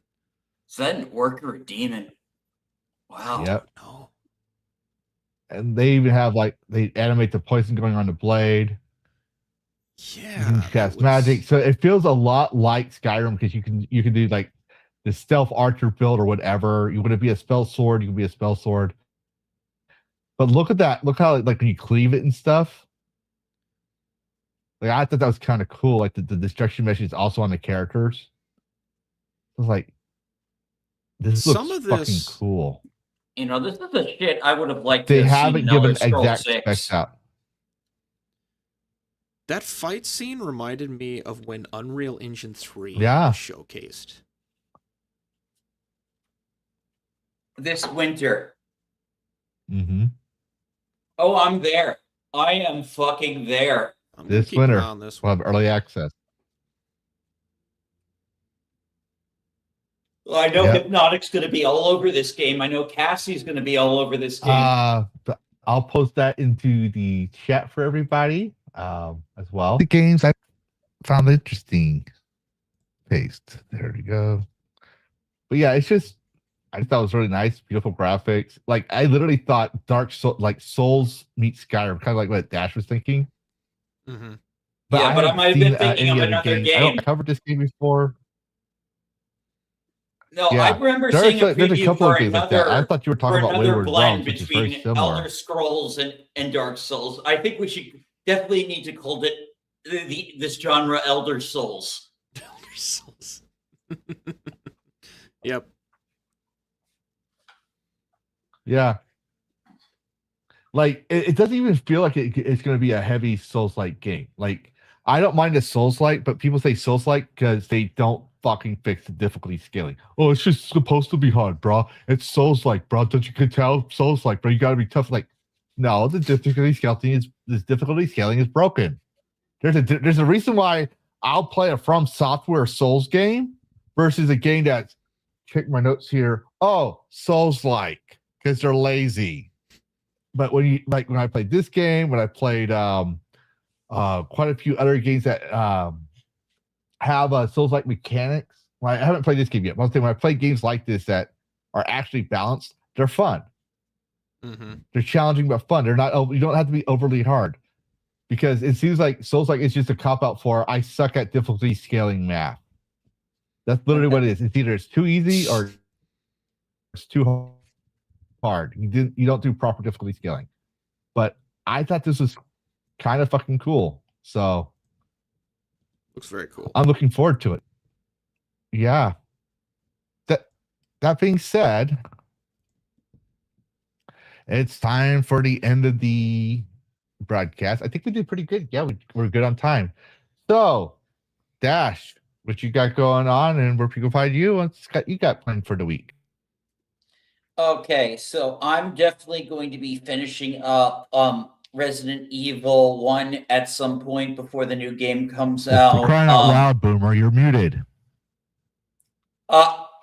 What? I heard him. I heard him. Oh, sorry. I was talking to my son. No, I was talking to my son. Okay. Fuck. Okay, that confused me. I forgot to turn off my mic. Oh.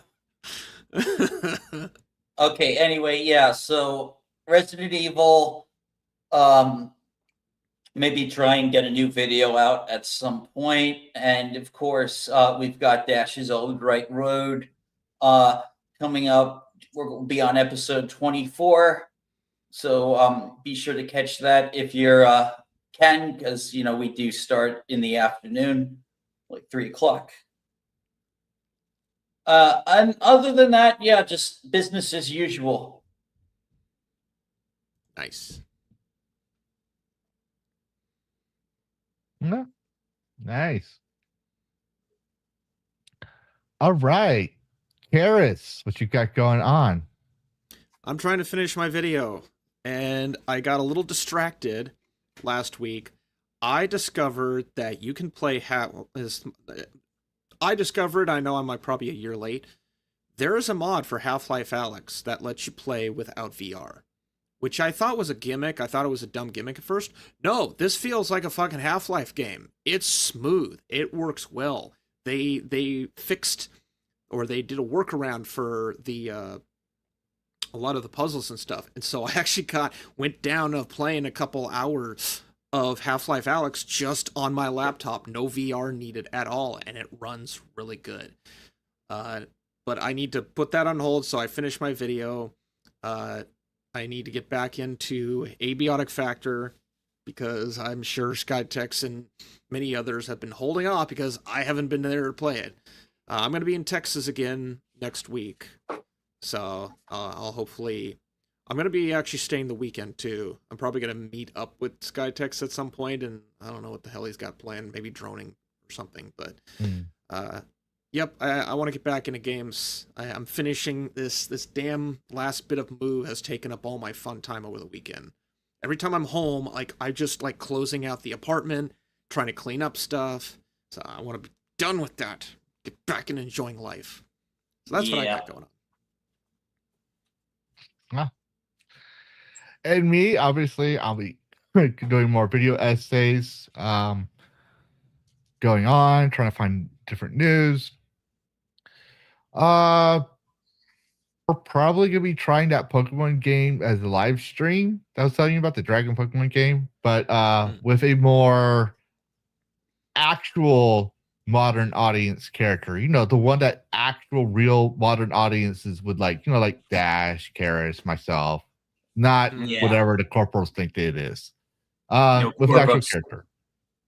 Yeah, I'm gonna tell y'all in the chat what I named that character originally, and you'll know why I had to start from scratch. Oh boy! But we're gonna try that game out, and we're going to be going back to Doom. I gotta finish Doom because it's annoying me. I haven't finished it yet. I gotta finish that maybe, and playing Helldivers, maybe some Abiotic Factor with Karrus, trying out that No Man's Sky Expedition. And figuring out what we're going to be streaming next Saturday. So that being said, I think that's it. Y'all have a good night. Happy gaming, and like, subscribe, all that nice stuff, especially with these losers. Bye, y'all. Bye.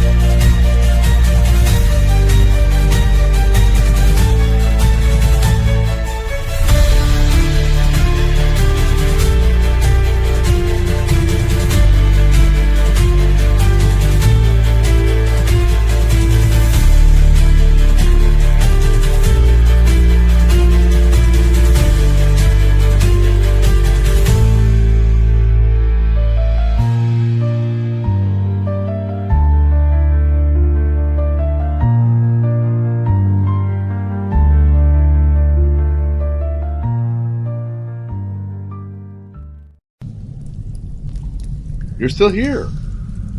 What? You thought there'd be a post-credit scene or something? This isn't a Disney movie. Show's over. Go get some sleep. Play a video game. Watch another YouTube video. I gotta take care of the Dragon League and possibly get some sleep myself. Goodbye all, and thanks for watching. And happy gaming.